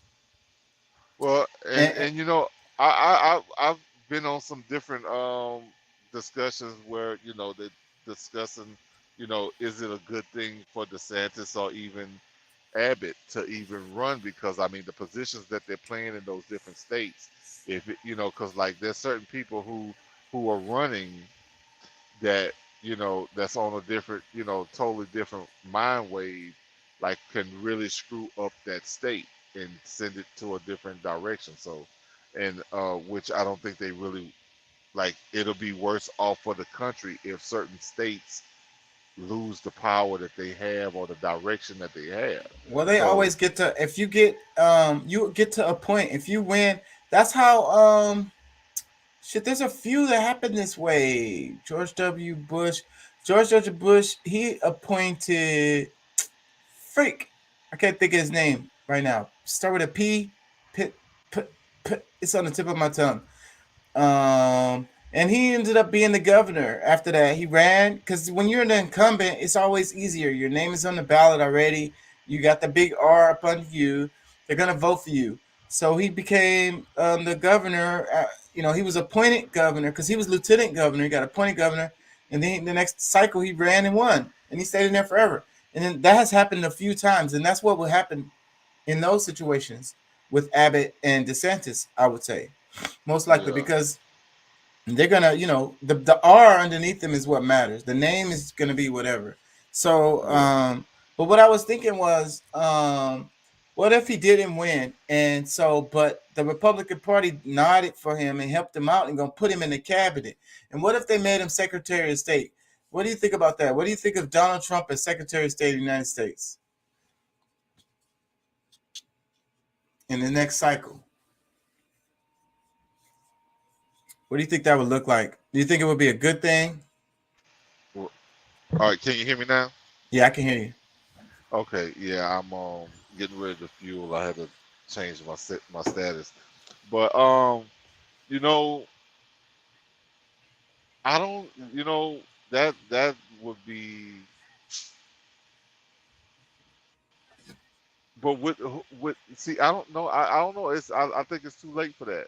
Like, I mean, if he had maybe done that before, like him, his diplomacy status, I think, is more so set at president. I mean, I think that yeah, he could probably get a lot done as a Secretary of State, but for one, his ego, I don't think will allow him Now, I mean, if politically, somebody actually, get in and hire, like I mean, put him in as Secretary of State. I mean, I think he could do a great job because, like I said, I mean, on the global scale, he deals with these different leaders in a way that a lot of people don't really have the skills to do or the right kind of And that's what I was stance. saying. I agree with you. I think he would actually be a really good Secretary of State, and I think it would be really good for the United States. I think he would be better in that position than president, I think. The more I think about it. Yeah, but it would be weird. Would he take it? It's like if he lost it and then DeSantis or whoever It won. would have to be his idea.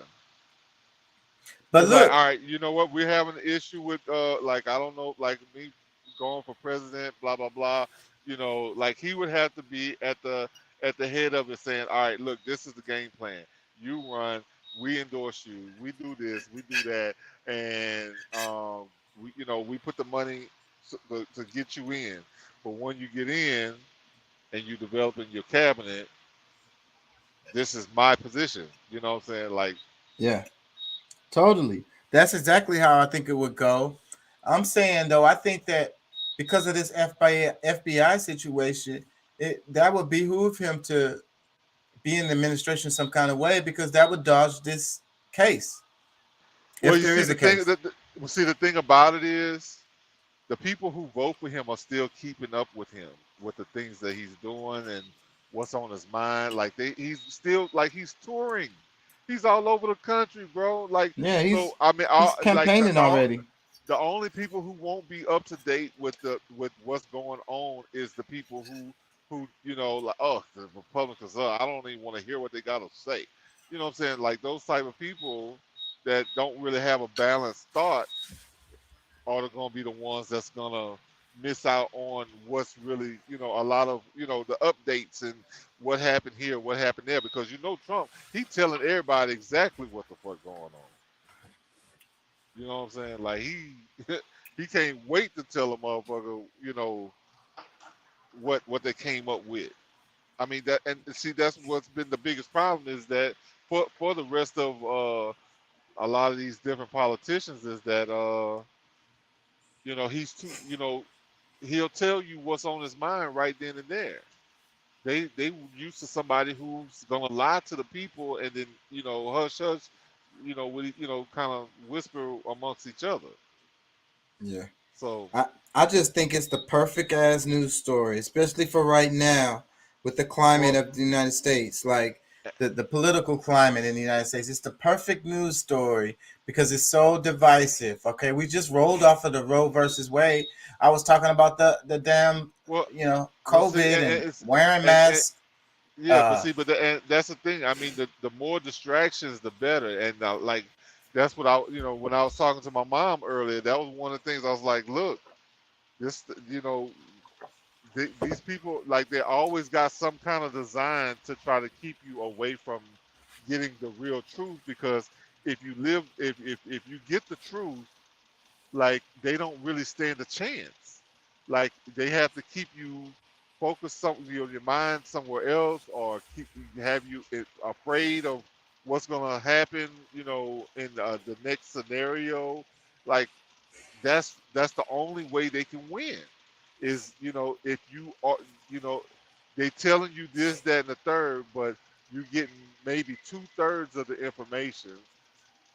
Whereas if you was getting all of the information or the other side of it, if you got whatever they're gonna tell you, and then you listen to what other people have to say that might have a differing opinion or viewpoint, and then you judge from hearing both sides, you gonna see it. You got to see it different.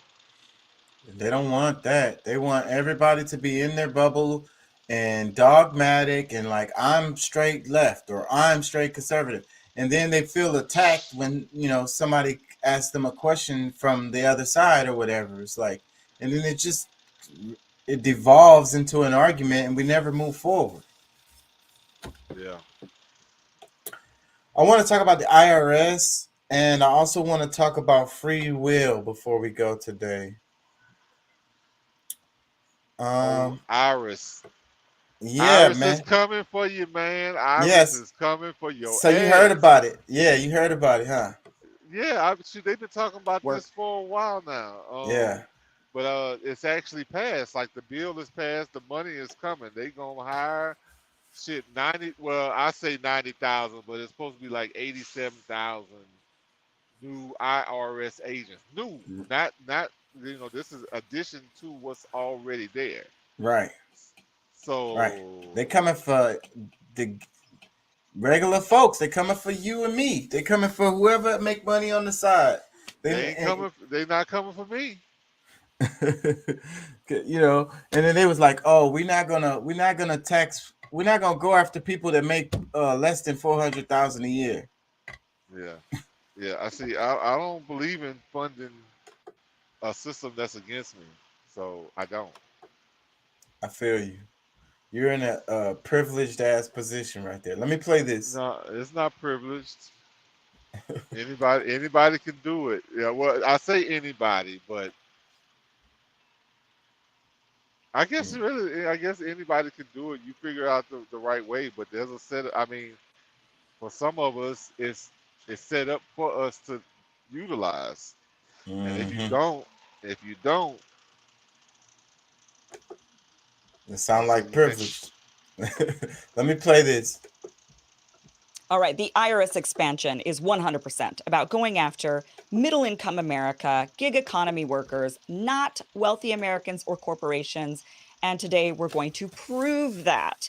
They've been giving us a lot of lip service lately, but we've got the receipts and we're going to show them today. So first of all, as you may have heard, Democrat economic package, the Inflation Reduction Act of 2022, gives the IRS nearly $80 billion over the next 10 years to hire 87,000 new IRS agents. Now, many in the left media are cheering this on and saying, yay, farewell, years-long GOP effort to help the wealthy not pay taxes. This is a huge win. I'm seeing this all over social media, people saying this is going to finally go after corporations and wealthy Americans. Democrats have been promising this, and now they're living up to those promises. But let's go ahead and break down where that money is actually going, because many Americans I'm seeing on social media are saying, well, okay, they're getting $80 billion, but it's not really for enforcement. They're going to hire agents so that when we make phone calls, we get a live person faster. We're going to get our tax returns quicker. This is going to be a good thing for the average American, that the IRS is going to modernize and expand, and it's going to be more user friendly. I'm seeing that on social media and also just in the actual media. But let's look at the actual breakdown. Now, this right here comes from the Congressional Research Service, and they show where the money is specifically set to go. So if you look at this, the first category is enforcement, then operation support, then taxpayer services, then business systems, modernization of the business systems.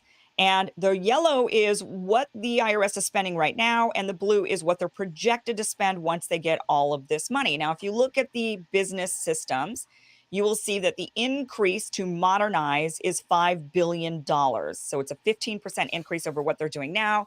That amounts to $5 billion extra dollars. When you look at the taxpayer services, that would be you calling up and getting an actual live person. That is. I have to make a correction to what she just said, because that first one where business systems modernization, you can see on the chart, it says 153% increase, which her point is that it is 153% increase, but this is small potatoes because it's 3.1 billion to 7.8 billion. The change is really not that much. You know what I'm saying?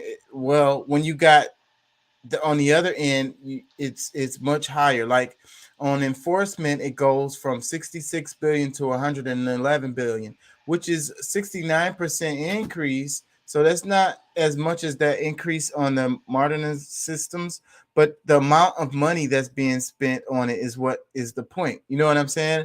Like it came out wrong the way she was saying it, but she still has a good point, because it's the amount of money. We're talking about 111.7 billion used for enforcement, 111 billion 0.7 used for enforcement versus 7.8 used for business systems modernization. So that's the money spent on maybe helping you get maybe a person or maybe your phone, maybe your taxes being processed more better. You know what I'm See, saying?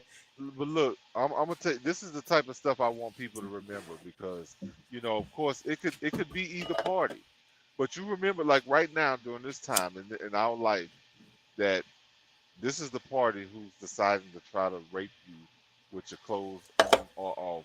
Like they, they're spending money. They're spending money we don't have to try to enforce something on the people where these like you are like if you're an American citizen and they just spent I don't know how many billions of dollars to fight a war for somebody on the other side of the world, that they're continually losing, that they could have fixed in the beginning of it all with a conversation, but they chose not to. They send money to Israel and all these other places to kill people that been living there for like whatever thing you want to pick. Where they're spending this money to pick on you. They're taking your money to pick on you to try to get more Rob money you of out some of you. extort you of some more money. They're using your money to extort your ass more. In the eyes of the law of this is what they're telling you, like in the righteousness of what's right for America, but they're not gonna tax the corporations that's making billions of dollars of your money, that you're keeping alive, like they exist because you go to spend money with them every week, and they don't have have to pay, they don't have any stake in rebuilding America or trying to give That's why it's such a fucking rip, because everybody knows that the corporations, really wealthy people, are dodging the taxes. The majority of the money is coming from regular folks who going about their day. Yeah.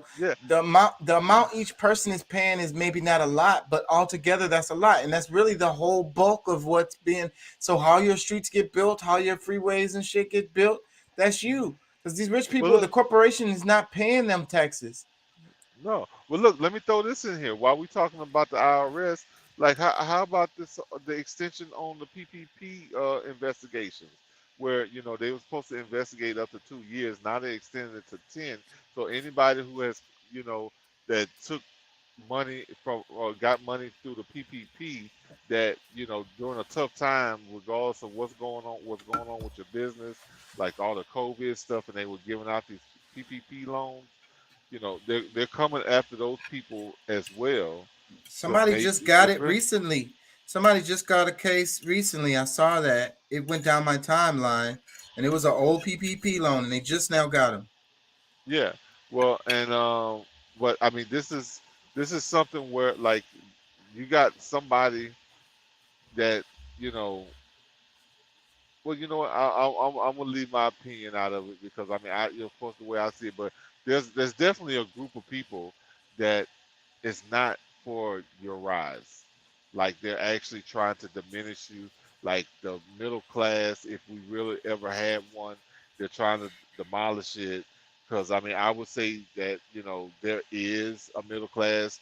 Because I mean, if there's any, because I mean, really, they're saying like 400,000. We'll go back to this IRS talk. It's not supposed to touch anybody that's making less than 400,000 a year. But like, what percentage of people really make that Exactly. amount of money? That's the majority of Americans make less than 400,000. Like overwhelming 90 something percent. Yeah, I would definitely say 80 to 85% of people make less than that. So, but what I'm saying is the whole idea, like they're gonna spend $80 billion to go after the top 10%, or because they're not going for the top 1%. So the people that's in the 15 to 20% position, like it doesn't add up. Like, Don't add up. It don't even make sense. 87,000 IRS workers to go after 10% of the people. It really shouldn't be that hard. It shouldn't even cost that much. And what she's going to argue, I don't know if it was her. I think it is her. Yeah, she's going to argue that if they really wanted to do something about it, just change the tax code. They don't even have to do this. And that will cost nothing. All they got to do is enforce the laws that are on the books. Collect the money from these people who are dodging their taxes. It's super simple. Let me play some more of her video, though. $3 billion extra dollars in that, in increasing that. That's only a 9% increase over what they've got now. Now, they do intend on doing about a 53% increase in operations support. So that's probably doing a lot of paperwork, a lot of really boring tax paperwork. That is an additional $25 billion.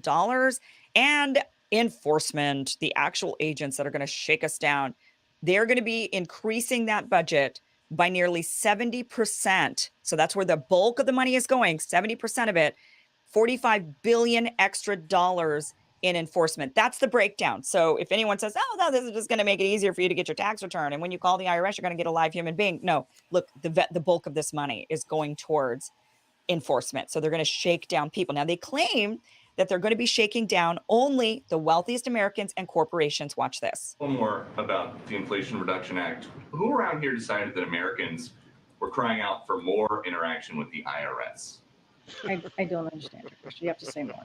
Do you think it's going to be popular when the 87,000 new employees hired by the IRS go around and start auditing people to pay for the Inflation Reduction Act? So it's very clear. The IRS commissioner was very clear on this. He said that on the record that this will only apply to those earning over $400,000. The commissioner said, and I quote, "These resources are absolutely not about increasing audit scrutiny on small businesses or middle income Americans, as we have been planning our investment of these enforcement resources is designed around Treasury directive that audit rates will not rise relative to recent years for households making under $400,000. So this is focus on those who are corporate wealthy tax cheats that Republicans, congressional Republicans want.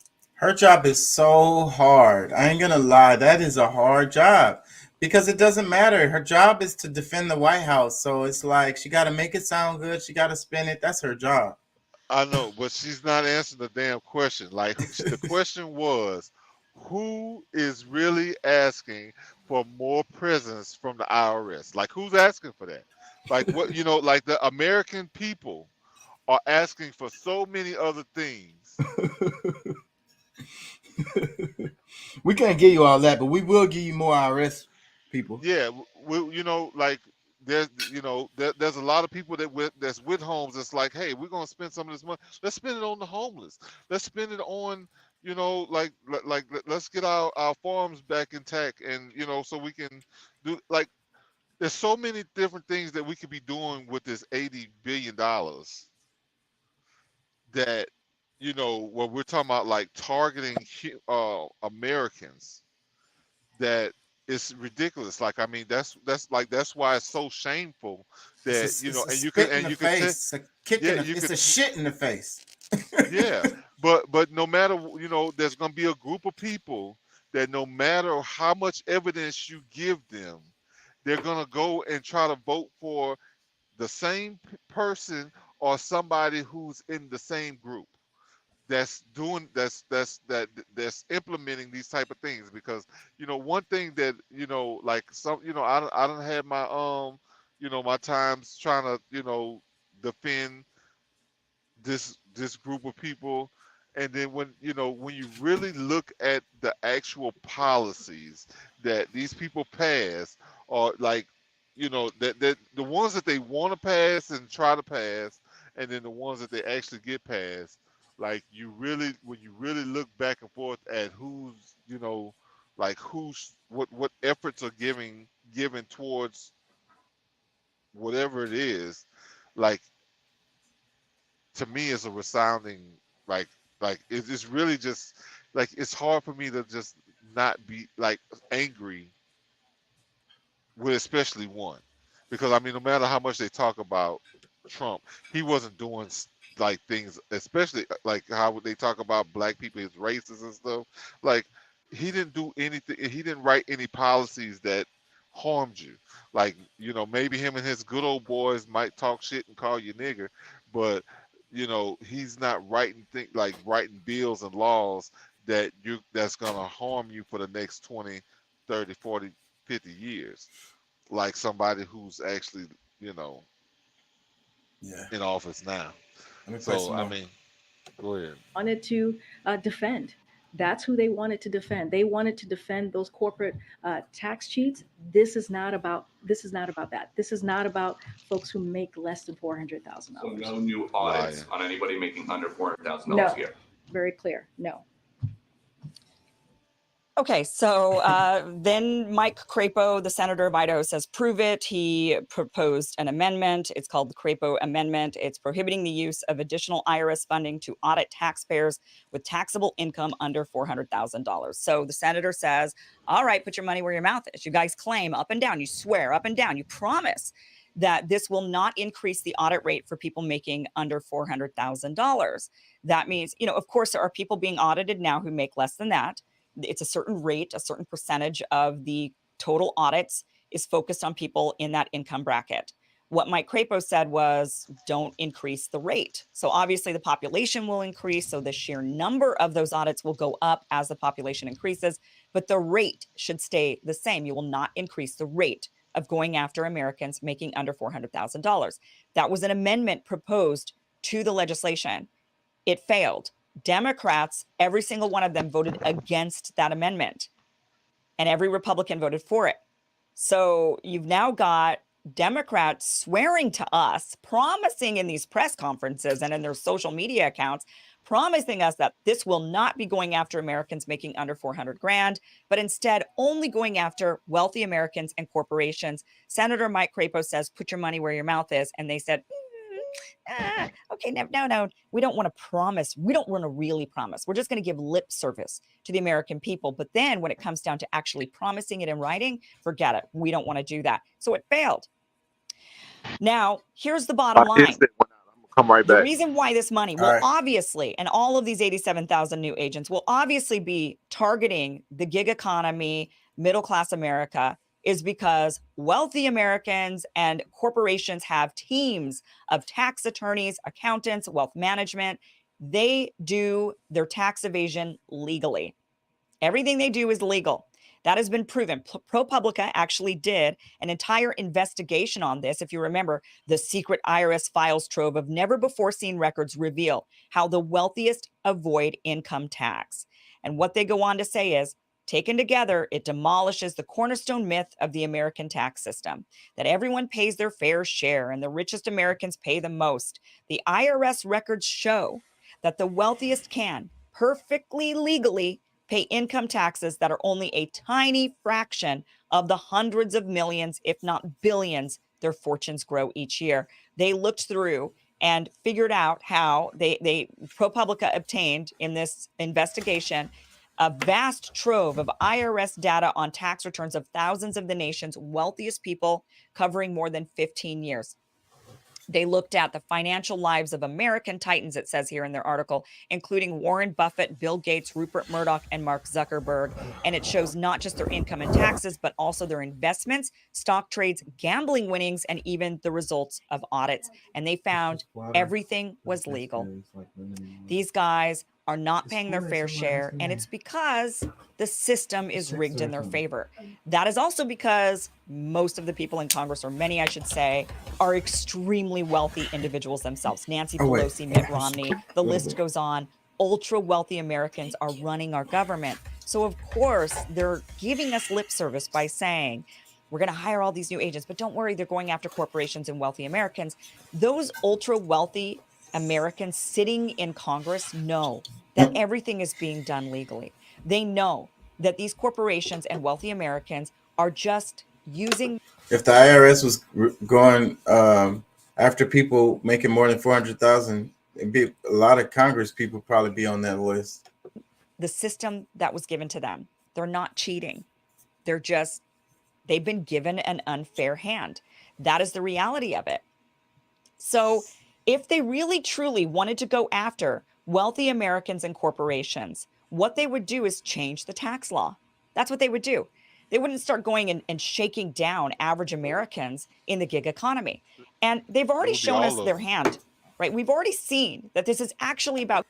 I was distracted for a second. I don't know if she said it already, but the part about Zelle, and I don't know, it wasn't Cash App, but so like really basically like, so people who making money on the side, if they use Zelle or if they get like deposits into their account and it's more than like, what did they say, $600, then boom, they got to fill out a tax form and explain where the money came from and pay taxes on that shit.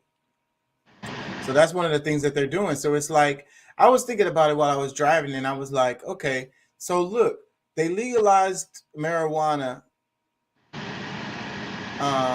but they still know a lot of people are going to be selling it on the side. So like, it's another way, like you can't get them that way. So you get them another way, right? So they're going to be deposited. They're going to be using Cash App or Zelle or whatever. They're going to be depositing money in their banks. And they're going to be like, okay, well, look, how'd you make this money? You know what I'm saying? And since you didn't disclose, then you got to pay like 50% penalty. We're gonna take half of that $600. How about that? Since you didn't disclose where you got it from or whatever. You didn't fill out the proper tax forms. Or better yet, we're just going to lock your ass up. Yeah. I don't know. Look, when they came out with that whole thing, that was something that they knew, like people were saying then when they came up with that whole $600 thing. Like, okay, if you're talking about looking, the rich people, like,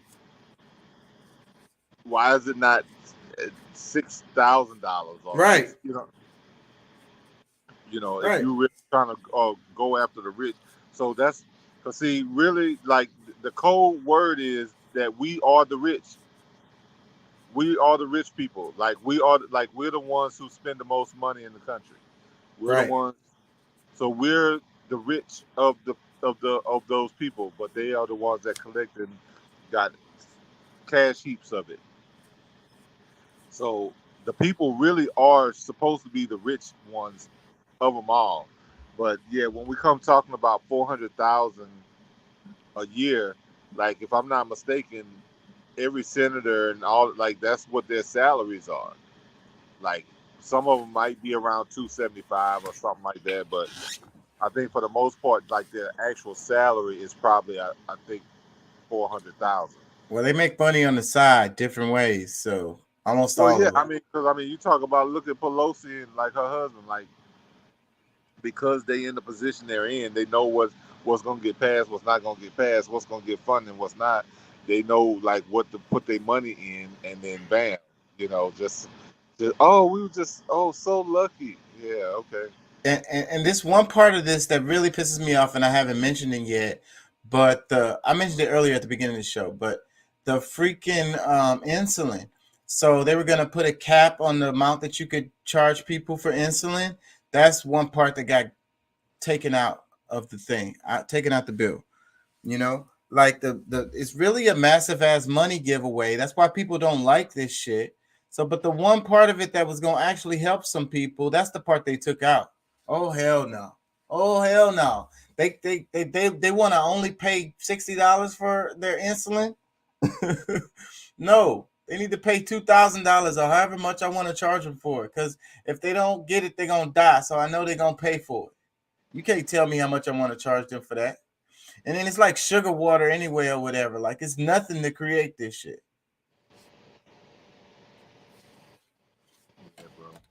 Like it should cost nothing. It really should be free. It really should. I mean, they don't want, like, well, you can't really blame them, but like, when you really talk about the food industry and what's really available, I mean, it's partially their fault. I mean, it's all the way their fault, because if somebody came up with some insulin that they made themselves in a house And it worked perfectly fine, and they was giving it out to the fucking neighborhood. What'd you think would happen? Shit, you about to get your ass whooped tonight. Yeah, they're gonna come down on that person so hard. They'll probably lock him up for life.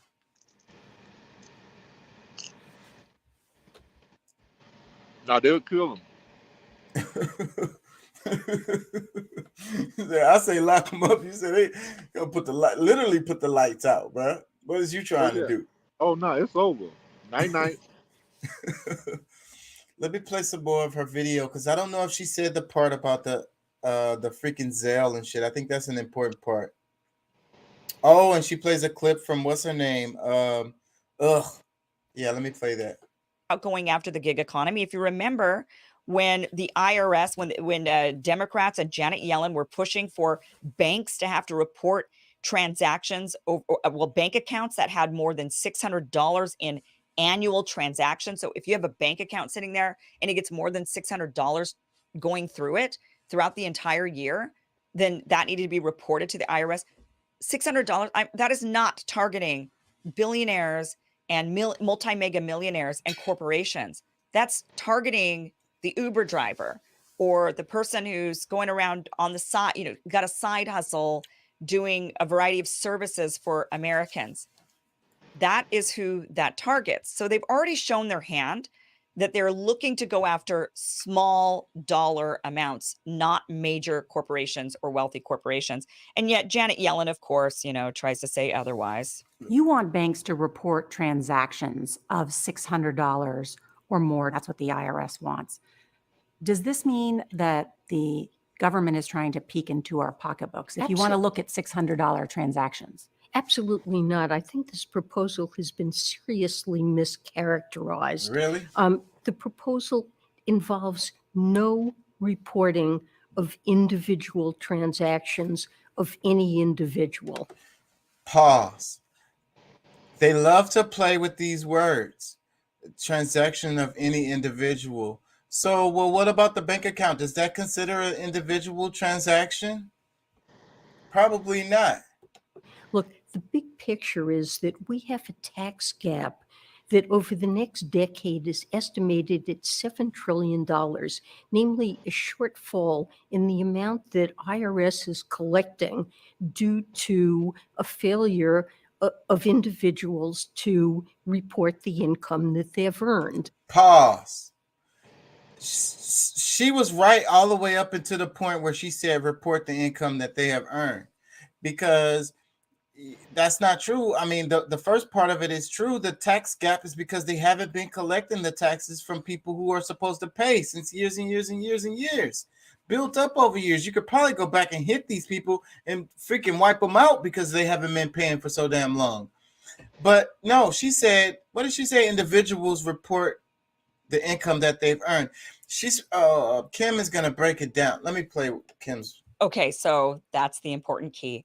The failure to report the income that they have earned. That is not wealthy Americans or corporations. They report all the income they earn, but they also just have a team of accountants and attorneys and wealth managers who are able to place their money and spend their money and invest their money in ways to where they don't have to pay the taxes. But so who is the person that's not, reporting that income? It's going to be the guy the chick who does hair. You know what I'm saying? The guy who's did an odd job for somebody and they paid him for it or whatever, random stuff, even personal goods that you might have sold to someone and they put the money in your account. You could have just sold your car or something. Boom. That's the ones that they're coming after. These are not rich people. But they're actually reporting their taxes. They know better than to not. The people not reporting their taxes are people making money on the side hustle Americans, people that are hit by inflation, hit by the high cost of living, and they're just trying to survive.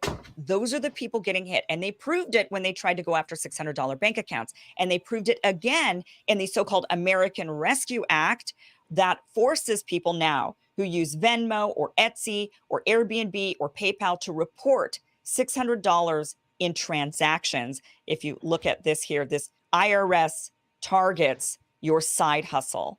in a crackdown of transactions over $600. This was reported. This happened, by the way, back in January. That's when this started. So anybody making anything extra in 2022 needs to report it to the IRS. It says starting this month, users selling goods and services through popular sites as Venmo, Etsy, and Airbnb will begin receiving tax forms if they take a payment of more than $600.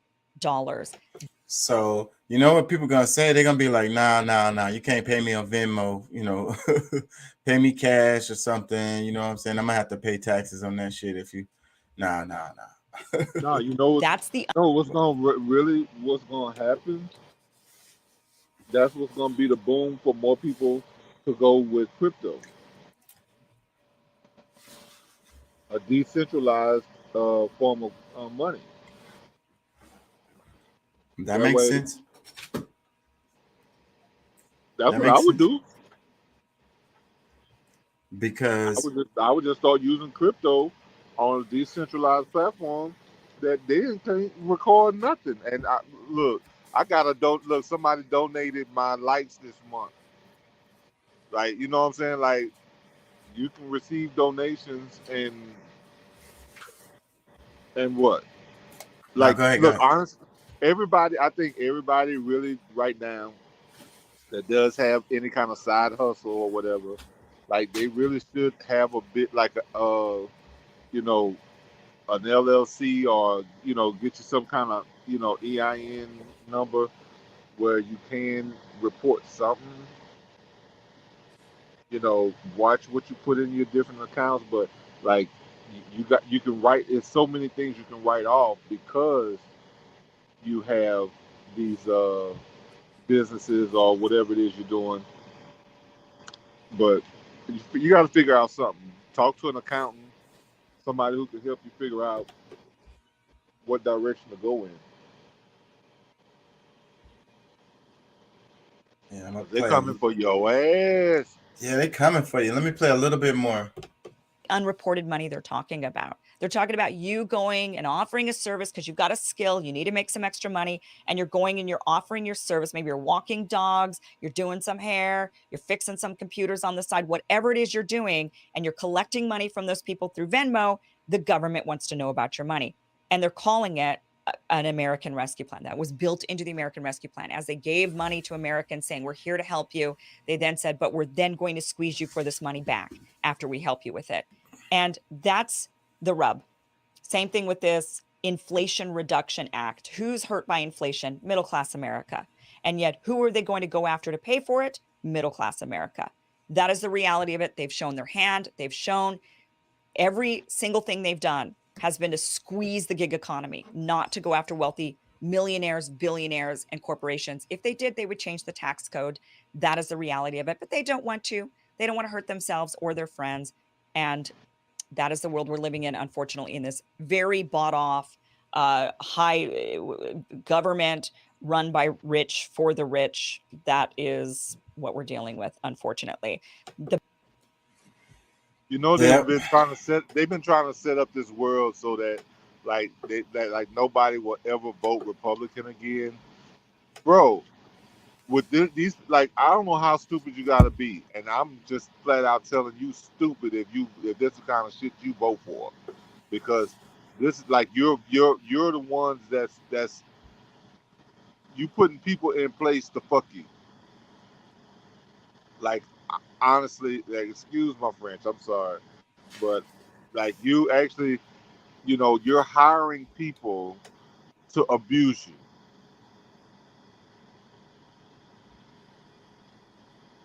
Yeah. I can't get down with that. I'm sorry. I just can't.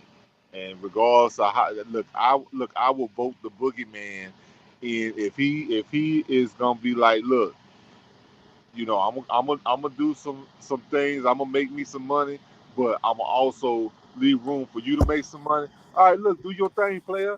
You know what I'm saying? I'm gonna root you on. Oh, what? You made how many million or whatever? Oh, shit.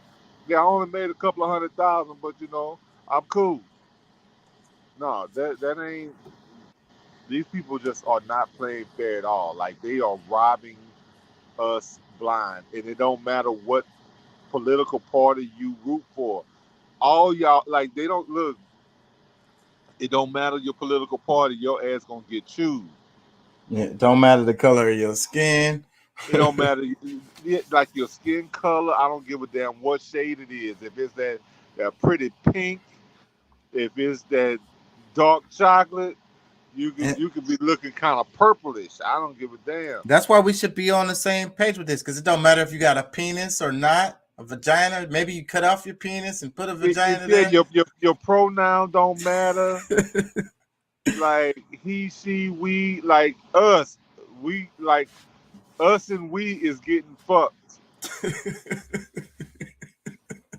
And he, she, they, them, all of the whole nine. Yes. We all getting it. So that's why I don't get it, bro. Like, I mean, I understand like somebody supports you on your, you know, your sexual escapades and whatever you want to do. Look, I support you too. But goddamn, do we have to go broke? Like, do we have to end up with battle scars in order for us to, you know, like, man, this, like, I ain't gonna lie, bro. Like, you know how to hurt me, my money. Yeah. I mean, I protect my spiritual life. I protect my emotional life. Like, the only thing that can be affected by the outside community is my damn money. Yeah. So they're going to stick it to you. They're going to get you one way or another. You better keep your head down and do what we say, or we're going to send one of them extra 87,000 IRS agents at your ass. And say, bro, look, I'm going to tell you, bro, this can be real. Like, this could be the beginning of this. Like, shit like acts like this can really be the beginning of a civil war. Like, you think it's gonna be another date that people gonna remember. You know what I'm saying? Like when we was kids and we had these dates to remember, what, you know, Abraham Lincoln and this and that. Like, it's like I think about the American Revolution because of the taxes on the tea. Remember? Yeah, I mean, 1812. Don't give me the line on the date, but they you know, America, United States, at the time they were getting stronger, and they was like you know, they wanted to make them do this or that, and you know, they didn't want to do it. So then you know, the European government was like, fuck it, then we're just gonna tax the shit out of them. And that's what set it off. That was the what was it? It was the black guy, first person got killed in the revolution or whatever. Is how they tell the story. So, you know, it was a riot. They dumped the tea and all of this, and that was the beginning of the freaking revolution. One because it was a Crispus Attucks. Yeah, that's his name. And then which one was it where Paul Revere ran and told the redcoats are coming. The redcoats are coming. The British, yeah. That's the same time. Yeah, that's the same time. Yeah. Not the same day, but that same time period.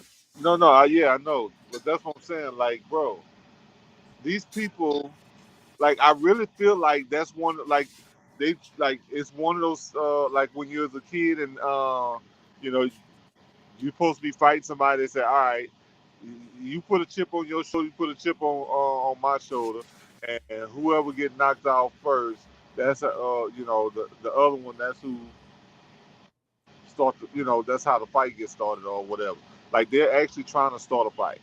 I swear, I think so. Like I think we're touching on something, because when you go back to when they had the Black Lives Matter thing and all of that going on, like, I swear that's what it felt like. They was really trying to push for, like, I hope these niggas get so mad that they just, you know. Same thing with the people storming the Capitol. All of that. Well, see, and I think they felt like it would be more of us that would have. And, like, I don't really know what their plan was or whatever, but, like, I don't really see that as no real hit on the Capitol. Like, you know, I kind of felt like how Cat Williams said with you you know, how white folks protest. It's like they be walking, they be protesting, they be knocking stuff over and picking it back up, you know, because, you know, for whatever. It's like, white people, we taught you better than this. Like, Yeah, I but know you've seen that special, huh? nah, I don't think I saw that. Yeah, But but it still goes back to your point though, because like them storming the Capitol not being a big deal or not being or being a big deal, either way, what I'm saying is that like it was super divisive for the country, and could lead to people like saying, okay, I done had enough with the government or whatever, and we got to go out there and put this put is on the black not. boots. If anybody cannot see this, like it's like, because you know it's gonna be some ignorant fools that's gonna be like, well, I don't have no gig account. I ain't in no gig. I ain't making no money on the side and this that. Well, I'm, you know, and still gonna, you know, they'll go still vote for these people, even though like your nephew and your grandson and your son, like your kid, your daughter, this is how they make their living, and you know they spending 80 billion of your dollars in order to Persecute your son or daughter, to rough them up and make it harder for them. So the bills that they having trouble paying now, that they're gonna have even more problems paying because they gotta, you know, like this just look. And you know how the IRS is. Once they get into your business, then they're gonna dig. They might go back 10 years on your ass. Oh, you haven't been paying for 10 years. You've been. They can't go. They can't go back 10 years. You've been getting $600 a year that you haven't told us about for the last 10 years. So yeah, that's gonna be $300,000. Oh, you don't have it? Well, just take your car, house, everything. Whatever you have. And if that don't cover it, we're just gonna put you in jail. Let me read some comments. It says, thank you for actually reporting what it really is, not that they want us to believe. These are captions underneath Kim's video. It says, writing loopholes into the tax code is what Congress has to sell. That's what old girl was selling. The black chick, I can't think of her name right now. She's so cute. White House secretary. Yeah, but she's a freaking liar. That's her job. Her job is to lie. Well, I guess all politicians, they do lie, but I mean, I'm like, that's not even the question he asked. Yeah, that's White House secretary, man. That's a hard job. That was just political vomit that she started spitting out. Yes, yeah, you can hear us. What's up? What's up? What's good, What's up? Curtis and Jay Lethal? What's up? What's up? What's up? What's up? Chilling, yeah, man. Bro. Chilling, bro. We talking about the damn tax code. Them freaking that 87,000 new IRS people gonna be hired to get your ass. Yeah, we got some new Matrix agents that's coming to get. Oh my God, some Smiths coming out, huh? Yeah, they coming for you if you put $600, more than $600 in your Venmo, or what was the other ones they said? Don't say Cash App. No, it doesn't matter if you get $600 anywhere. Whether, because I mean, you know, you can like Cash App, PayPal, Venmo. Yeah. All right, bro. All of them keep record of the monies that you got going in and out. Yeah. Your bank, whether you know what I'm saying, your Chase, your credit union, it don't matter. You get, you know, they see your money coming in. Some, you know, I know they're saying like $600, but yeah. Do you feel like this is a direct hit on the American people? Like, wait, so explain to me what exactly is happening if your money is going into these accounts. Chaka. Well, you're gonna have to fill out a tax form and explain where the money came from, and do proper taxes. I have direct deposit. So They see where my money comes No, from. if it's an income, if it's a lot of that stuff, see, that you're probably already getting hit from your direct deposit, right? But they're looking more so at the gig economy. People, Ubers or like any money you make on the side, anything you make on the side, but that's mostly what they're saying, like things that are not being covered by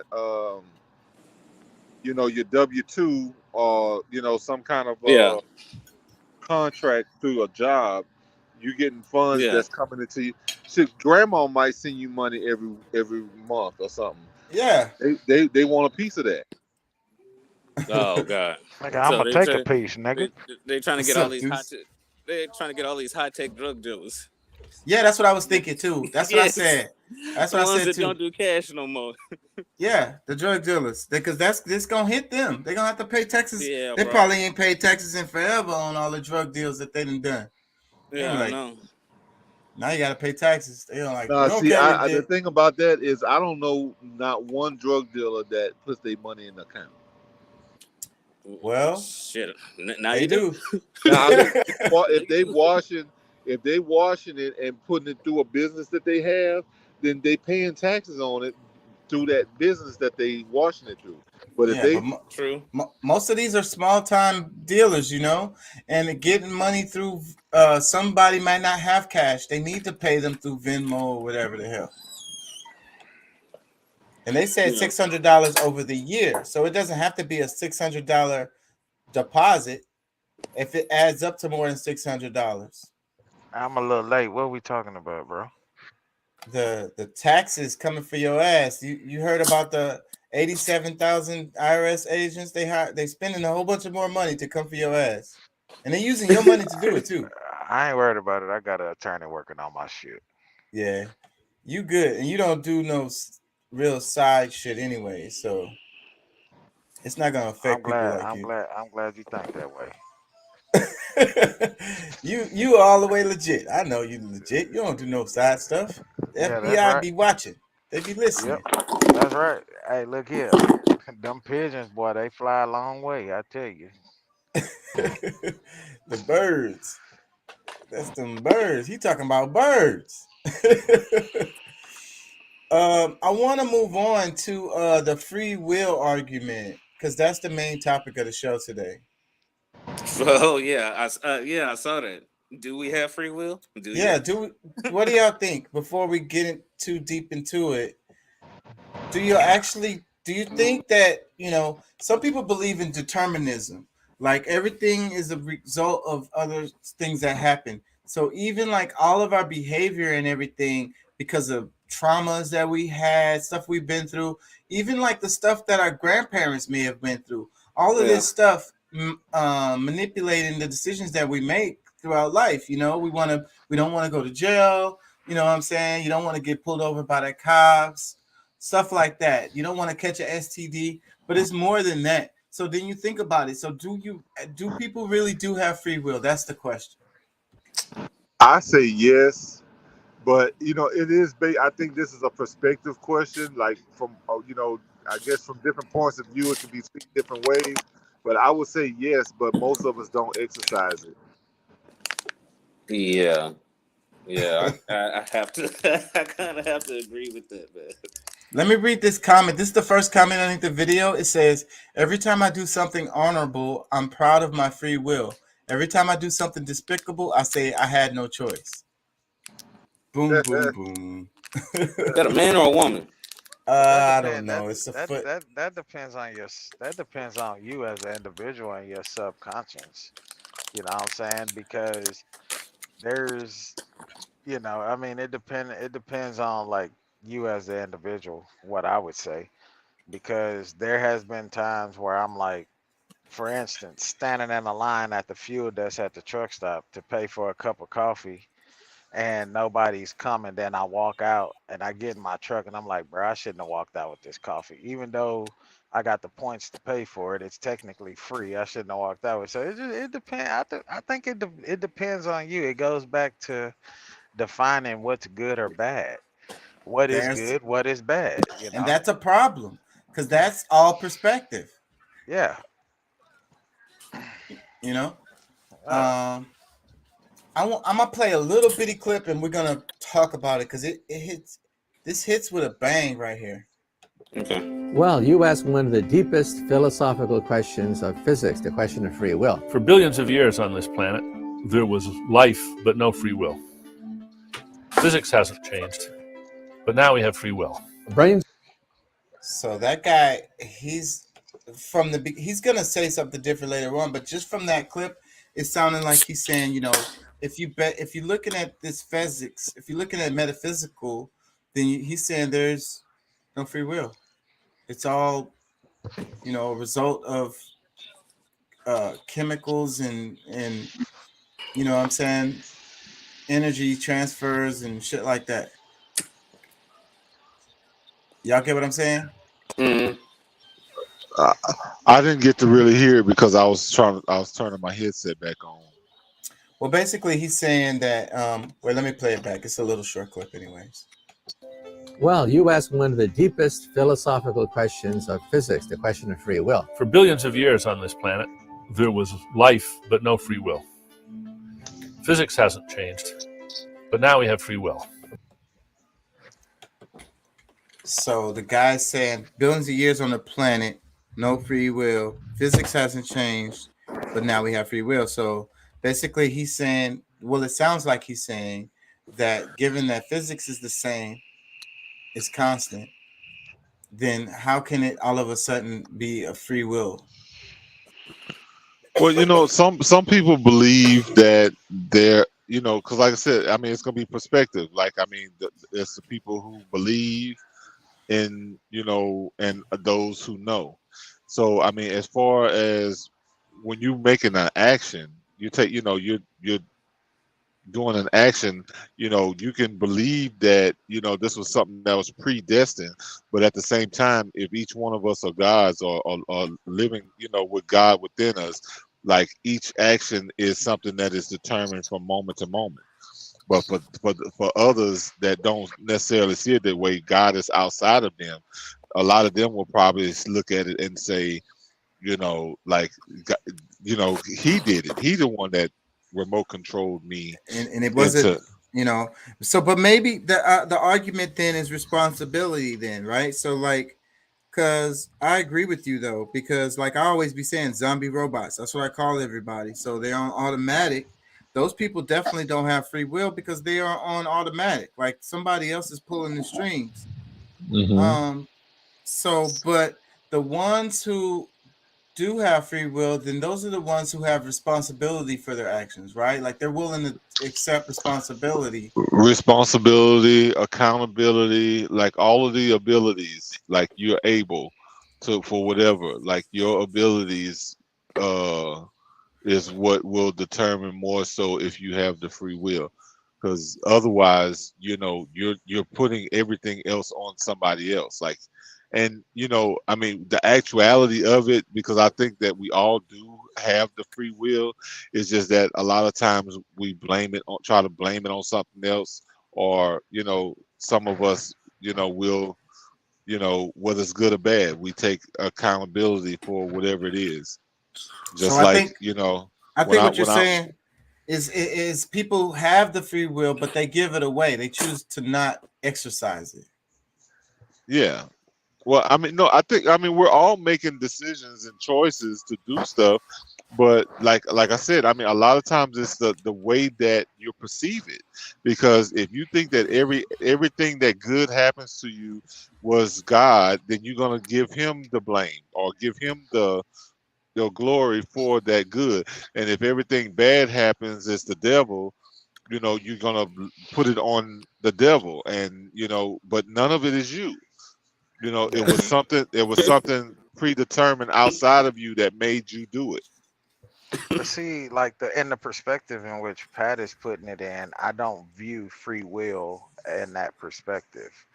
I don't view free will in the realm of religion or a higher being. Like I view free will, for me, and from my point of view, free will is I get up, you know, wash my face, brush my teeth, jump in the shower, throw on some clothes, You know what I'm saying? I go down here to this place, I go to this place, I smoke a blunt, I do this, you know, like, which I don't smoke, but I'm just saying, like, that's the way I view free will and the Well, willingness to be able to do, you know, But what I wait. want to do. Well, You you know, know, we know that half of what we do is already preset for us to do.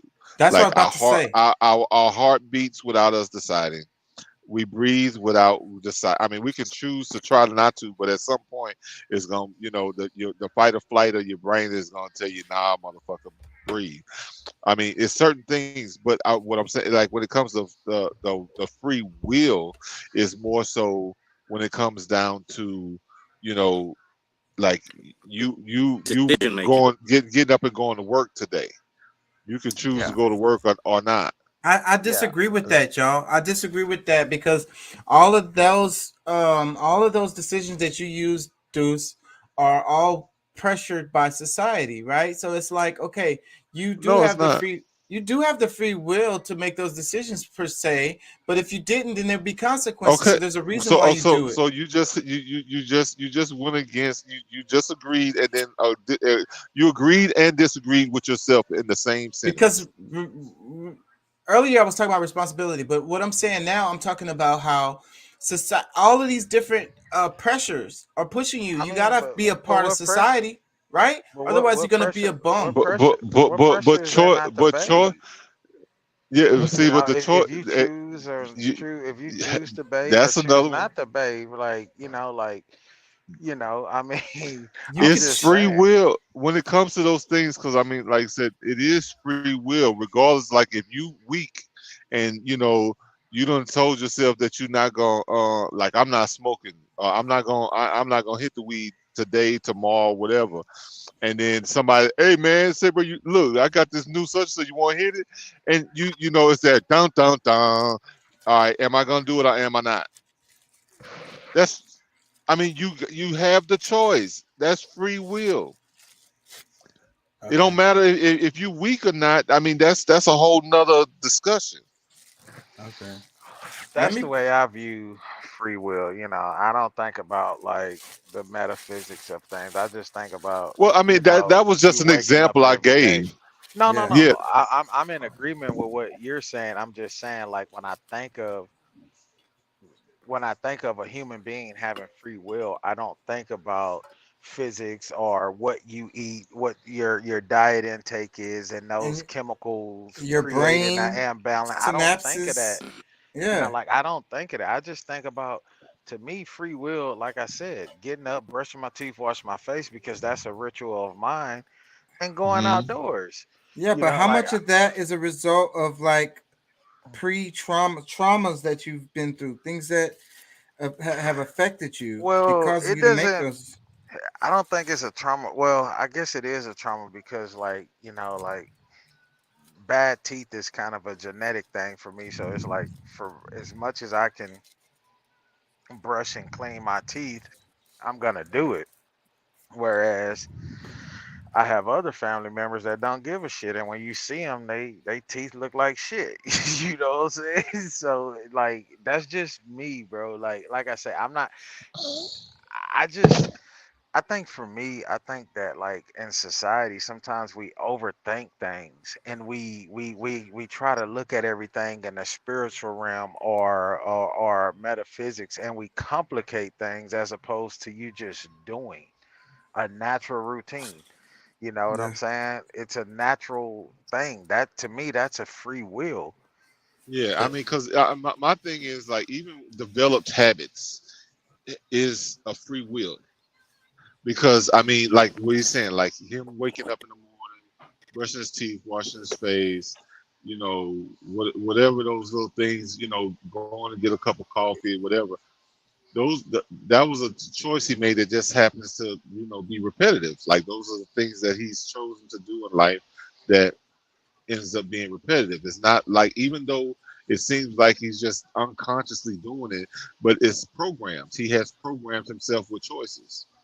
Yeah, I think we want to believe. I don't know what the answer is. I mean, I believe we do have free will, but it's a good argument. Like, I don't know. Let me play some of this, and y'all stop. Tell me when you want me to stop or whatever. When you want to jump in. Brains are automatic, but people are free. Our ability to choose is often confused. Human choices will not be predictable in any simple way. In reality, I don't think there's any free will at all. I don't want that fucking music. Look, wait a minute, hold on. I want Go y'all ahead. to notice that the people, what the people look like that feel one way, and what the person that feels the other way. Like, The facial hair and stuff. well, yeah, like I mean that is one, but I mean like just the type of demeanor. Mm. You know what I'm saying? I'm gonna play some more. Tell me when to start. Fuck! Stop playing the For music. billions of years on this planet, there was life, but no free will. Physics hasn't changed, but now we have free will. The difference is not in physics. It has to do with ultimately with biology, particularly evolutionary biology. What has happened over those billions of years is that greater and greater competences have been designed and have evolved. And the competence of a dolphin or of a chimpanzee, the cognitive competence, the sort of mental competence, is hugely superior to the competence of, a lobster or a starfish. But ours dwarfs the competence of a dolphin or chimpanzee, perhaps even greater extent. I always hate it when I hear that because that's from our perspective. Of course, we're gonna say we're smarter than everybody. I can't even really say that we're smarter than a dolphin or a chimpanzee for the simple fact that they Speak for have some of yourself. they have some. Well, I'm just saying in the realm of in the realm of free will, because they mimic, or we have some of the same abilities. Right. Like we Well, do the same shit, bro. Like right. Well, see, but the thing is, because I mean, we can look at some humans and say that, you know what, this monkey is smarter than this one. But there's also some humans that we can say that, they can't. There's no competition, because the capabilities are just more vast. Like you can, like we already know, like because of our DNA signatures allows different signals to happen within our body that will never happen in a monkey, a chimp, or one of the lower level primates. I don't know about that. I think that it's like judging a fish how well he could climb a tree, because depending on the species, and like if they're really freaking efficient in what they need to do, that makes them intelligent. Okay, but I mean, I'm gonna tell you one of the biggest things that we can really like kind of judge from is like it being able to speak, because even if it has the same cognitive function and ability, we can say that maybe he thought the same thought, but can they express it? Can they explain? but It's a think different about this. language. How you Think know they're about not it. But think about it in communicating? this way. Think about it in this way, right?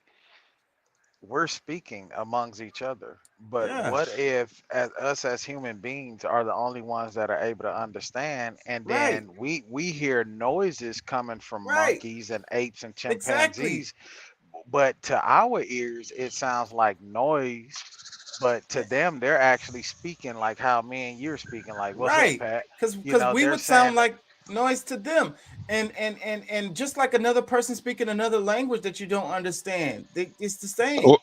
Well, no, because see, no, I've actually seen some monkeys where they learn sign language, so they have the understanding. They can communicate to a certain extent, but speaking is one. Even though they hear us speak and they like this, like they never, like If they you're have. because judging it they by don't that, you understand. got That's just like there's this dog trainer, world renowned dog trainer, and he tells human beings, stop speaking to your dogs as if they're human. That's bullshit. Learn to train your animals with claps or sound like, okay. But this is why this is why I would say sometimes animals could be, just to switch gears here, this is why I would say sometimes maybe an animal can be a little bit smarter or unafraid than humans, because all right, you take a support dog, right? That's trained to not only be your support dog, but it's trained to know your allergies and food that you shouldn't eat. You know, if you break out in convulsions, that dog is not afraid to help. Whereas humans, we have there's a delay in our thought process, right? It's called that 8-second rule. You know, what do you have? 5 seconds? I think how is it worded, Pat? 5 seconds of processing and then 3 seconds to react. You know what I'm saying? Whereas a animal will react right away. If you have, let's say you're on the truck by yourself, you get a hold to some takeout that you bought that is not, and you don't And like pick a it friend up of right mine, away. a friend of mine can't eat onions, and it'll make his throat swell. So he didn't know But that your it had dog onions picked in. it. Yeah, and your Yeah. dog and his dog picks it up. His dog is not afraid to react, whereas a human, and I'm not gonna say a human is afraid, but there's a delay in there's a delay in your mind processing what's taking place. Yeah. Whereas opposed to that animal just reacts. Well, That but that animal that knows goes into to train. But that goes into the training, because see that's what they're trained to do, and just like medics, like they jump right into action because that's how they're trained. The people who were not trained are usually the ones that hesitate, like, oh my God, wait a minute, hold on, what? Because they have to think of what direction to do. So that's where the time difference comes in. It's not. It's Well, you was talking about talking, and the birds can talk. the They have birds that no, talk. no. What I'm saying is like the act speaking you know, like English, Spanish, uh Russian, like whatever language, like as far because we're talking about a comparison to like these different animals, or the most, I guess we would say mostly the primates, and a human, I because think we're animals do almost. understand the different language barriers though. Well, Because but I they, know but they, people that have a but they. dog that speaks Spanish and I the didn't say dog they couldn't understands. understand. I said Okay, okay, they can't express. They can't express, because I believe their understanding is probably higher. But the only thing that I like I said, I mean, my point was mostly that the fact of them being expression. able to, being able to say something back to us where we can, because like they But they read have different birds that things. do that. But I think a dog's expression is, because if you ever watch a well-trained dog, and Pat, I'm sure you have. I mean, I know you've talked about animals and stuff that you've had over the years growing up out in the country. Like when your dog, your farm dog, you growing up on the ranch and the farm back in the day, when your dog was trying to tell you something that was wrong, what would he most likely do? Run up to you, start barking, and then start in running in a circles, direction. Yeah, in circles circles, are. or And then once you get up, he or she starts going in the direction of what's going on, correct? I yeah. think that's the dog's way of expressing what's going on. Well, but that's why I use the terminology speak, because like they do communicate with us in the best ways that they can, because like I mean, there's dogs I've seen with like like they've watched us so much to where they emulate it. They try to emulate what we're doing, and you know, maybe there's a human that's kind of like, you might understand some of it, like, but really to the extent of, because like that's the only thing that I can say that would, you know, I can see that's strongly different is the actual speaking, because I think they may even understand the English language or whatever language it is that of their master, because they're going to. But what if one of us was to learn how to speak dolphin or chimpanzee or something? No, you too dumb for that. Yeah, I don't think, or whales. They have songs that they sing, and they're all individuals. They're communicating. Well, yeah. No, look, I'm gonna tell you, if you do start speaking in some freaking dolphin, look. Don't let me be in the same room with you. He's 'Cause, bewitched. It's a witch. It's the nah. devil. I was like, who is that nigga? You you sound like a goat right now. I'm just Yeah, saying. you ain't That's you a ain't horrible lying. whale. That's a horrible That was whale. my dolphin fucking- impression. Nigga, that's a You horrible ain't, dolphin impression. you ain't That sound lying. like a goat, like a motherfucker.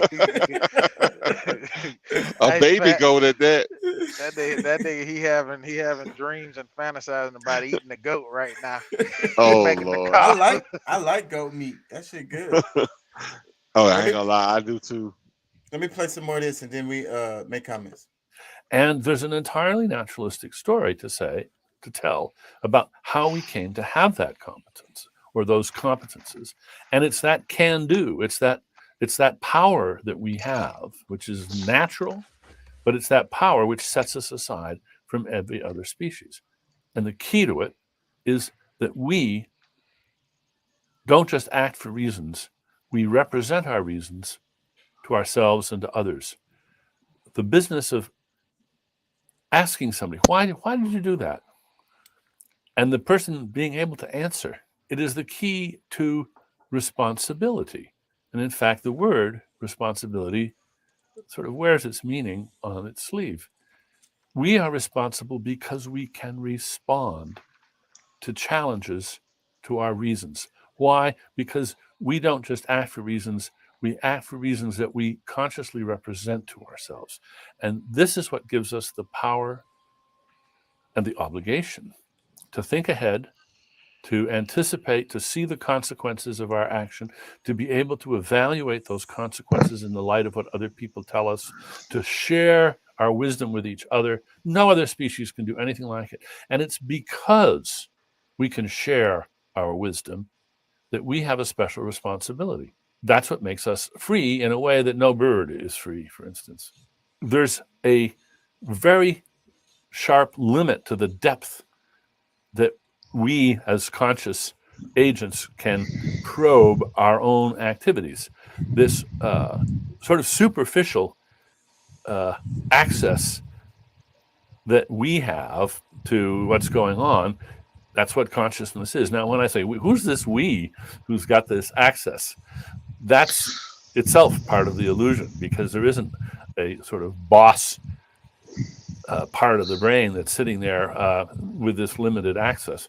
That itself is part of the illusion. What it is a bunch of different subsystems which have varying access to varying things and that conspire in a sort of competitive way to execute whatever projects it is that they're in their sort of mindless way executing.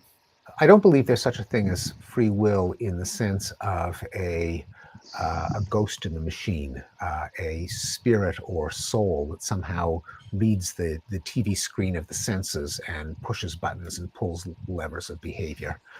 There's no sense that we can make of that.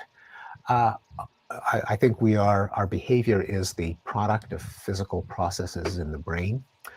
On the other hand, when you have a brain that consists of 100 billion neurons connected by 100 trillion synapses, there is a vast amount of complexity that means that human choices will not be predictable in any simple way from the stimuli that have impinged on it beforehand. We also know that that brain is set up so that there are at least two kinds of behavior. There's what happens when I shine a light in your eye and your iris contracts, or I hit your knee with a hammer and your leg jerks upward. We also know that there's a part of the brain that does things like choose what to have for dinner, whether to order chocolate or vanilla ice cream, how to move the next chess piece, whether to pick up the paper or put it down. That is very different from your iris closing when I shine a light in your eye. Because that second kind of behavior. They're one going, getting they're going from a brain or metaphysics or psychology standpoint of it. Like they're taking free will to a whole nother level than what the average being processes. Well, see, because my thing is, like, he started off with somewhat, close to an argument that I've been making. But to me, I think he's really going too far by judging consciousness in other creatures, other animals, or whatever it may be, because, like, a rock has consciousness. So, like, even having that conversation is really kind of ignorant. Like I think if he would have left it at, because he's just a bunch of word salad, really. Because if he would have left it at the response, being his responsibility, being able to respond to this, that, and the other, and shut the fuck up, he would have been okay. At least in my eyes. But this guy's making the argument that there is no free will, that it's all consequences of your brain's function. Yeah, brain function and choices. I mean, like I say, at the end of the day, I get where they're going with it. I get what they're saying. Like, I think we all understand where they're coming from and what they're saying, but they're going beyond the average human being when we think of free will. You know what I'm saying? Like, that's not something that we automatically, our minds go to, or we construct. Oh, my free will is just a behavior and a choice. You know what I'm saying? We don't think about that. It's a repetitive thing that we do in our day-to-day lives that, like the way that they're the way that they're taking it, I mean, they're going so in depth as far as medical terms, and it's almost like they're trying to convince you that basically what this video is, there's no free will. Yeah. Well, the video is not going to say that at the end. It's going to, and most of them, I think this is the only guy who says that. But at the end of the video, then that's not what the conclusion they're going to come to. They're all going to say that, that free will does exist. But I think, that makes us feel more comfortable. Like we just, you don't want to tell people that, because that's what they were going to say in the video. Because if you tell them they don't have free will, then they're going to, do horrible things. Yeah. Well, I think he's spitting out a bunch of word salad, and I think he could have simplified it a whole lot more than he did. But the whole discussion about consciousness in these different animals and stuff, like that's like you can't even really judge to what extent. So like, why are we even going there? That's part I don't get. But well, it's a philosophical debate. These are all like thinkers. These are all academic folks. This is the kind of stuff. Yeah, this is what academics do. We sit around and we argue about shit like this. I'm sorry. Well, you know what? I'm sorry. I'm not an academic. I'm not a scholar. But you know what? I fucking think, and I can speak, and I everybody has a fucking opinion. So that's the whole gist of it to me, because I mean that's really what it is. But I think it's these guys. It is an opinion when it comes to this topic, because nobody who knows really. I mean, I know. I know exactly what it is, but I mean, y'all scholars, y'all academians, y'all. This is kind of the kind of word salad y'all give.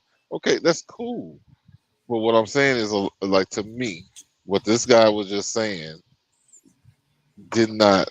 Like, it didn't come full circle. He said a bunch of shit that could, not just a lie, but it was unnecessary. Like, I don't think it had anything really to add to the conversation of free will. But, let me read some comments. This guy says, "Don it, telling people they don't have free will is bad, therefore we have free will." He says, both off topic and incoherent. What? Another comment, it says, "My thoughts, free will must be clearly defined before we debate its existence. Responsibility is socially linked to intentional decision making. So whatever drives one's actions also drives society's reaction. If you think something absurd like astrology determines your actions, then society is driven by the same cause to hold you responsible. This view makes responsibility work on the same motivating force as people's actions, so it doesn't matter if their motivating force is free will or not." I think that's fair. Like, good comment, bro. Yeah, yeah, that's fair. Let me read some more. It says, "If the world is so deterministic, is it possible to determine someone's action in the future? Unknown. I would assume it's possible to some degree, but doing so requires an experiment that's merely too precise to conduct. clone someone, have both clones go through separate environments, which are the exact same down to the position and velocity of each atom, then observe if any differences come about. If there are differences, seek a determinable cause. Otherwise, put them through rigorous tests to see if there's anything that can make them react differently to the same environment. Well, you know, that question that was asked is very, very interesting to me because, you know, like there's a lot of things that, you know, people, especially like those people who follow or study or shall I say practice numerology, because they're saying that everything is made up by numbers, and it's pretty much, you know, you can predict things based on the time, like let's just say whatever, you know, in a period of time, that some things can be determined based on numerology. So that's I mean, I don't know quantum multiplication, so I don't, you know, but that's a good thing to kind of discuss. Or, you know, it's a great question, I say. Let me read some more. This guy is really interesting. He said, if I think we cloned people to see if we can get them to behave differently under the same circumstances, then it's possible to get different results. Rolling dice, picking randomly among flavors they're indifferent to, and more things can end in different results. I'd say this would make the world probabilistic rather than deterministic. But that still doesn't prove free will unless your definition of free will is the capacity to act probabilistic rather than deterministically. But that could theoretically make things like atoms have free will. Even if there's a probabilistic world, many probabilities are zero. For example, you'll never roll a 7 on a 6-sided die. You'll never seriously pick something absurd like an animal when choosing among flavors of ice cream. Therefore, such a probabilistic world is confined by the laws of physics and the ways in which you're willing to and or are capable of behaving. If you want to see this as a sort of semi-free will, then sure, but I think people usually consider consciousness to be connected to free will, but a probabilistic world has nothing to do with that. Whether or not we have free will won't change how we behave. The story at the end is based on how people act upon reading about a lack of free will, but that behavior is as possible in a world with free will as it is in a world without. Again, all this loops back to the need for a clear and concise definition of free will. Wow. Dude, that was probably That like, helps. you don't even read no more. Like, Yeah, I that mean shit was, like, I on mean that. point. Yeah, that was the conclusion, really. I mean, Basically what he's saying, they're making this shit too fucking difficult, like in this video. Like they're confusing the hell out of humanity with this whole free will deal, bro. Like they're not even breaking down the true, like, what is the definition of free will? Everybody's gonna have a different opinion. Even the fuckers that put it in the Webster dictionary, that's from their point of view. That's the same way I view the Bible. That's from the people that followed, that said they were the closest to God and they wrote about God. Like, who best to write a book about Chaka or Pat, right? Not some motherfucker that said he walked with you on your day-to-day life. You, from your perspective. Everything is in a third person perspective, bro. So it's like, what the fuck, man? A lot of the comments are people frustrated with the video, just like y'all. Let me read one. It says, at 40 seconds, for billions of years, no free will, and now there's, but the physics haven't changed. Sounds like the best argument against free will I've ever heard. Also, his last example, 1838, is hilarious because he's basically saying that simply by introducing a concept to human beings before an activity, it will determine the outcome. Does this guy even listen to himself talk? I guess he's determined not to. hey. Oh shit. Yeah, they sound the comments sound just like y'all. Oh shit. It's almost like saying if you got if you know that you're financially sound without working, but you get up and go to work, you know, like you have to go to work. Like that's not a free will. Like what the like Yeah, it's just but you might even be programmed to get up and just get up and go, but you know, all the like every moment before you leave the house, like you can choose to say, "F it, I ain't going nowhere." Like whether you feel that you have chosen or not, when you know there's comes a point where like there's endless parts where you can actually change your mind about. Like while you're in the shower, you decided, you know what, I ain't going. I'm gonna get back in the bed. I mean, just because you didn't feel like you made a choice doesn't mean that you didn't. Let me read this comment. I want to know what y'all got to say about this. It says, there is no free will as long as we have emotions, desires, or attachments, because these are controlled in whole or in part by unconscious factors that are not accessible to us at the moment of a decision. That's kind of what I was talking about. Like how your behaviors could be being driven by some subconscious stuff. What do y'all think? Well, a lot of it is. I mean, we kind of discussed about the heart, the breath, the thought. Like, I mean, there's like a lot of things that's already programmed for us to work on its own without us thinking about it. But so this guy, he says there's no free will as long as we have emotions, desires, or attachments, because these are controlled in whole or in part by unconscious factors that are not accessible to us at the moment of a decision. What do y'all think? He's saying there's no free will as long as we have emotions, desires, and attachments. I disagree, but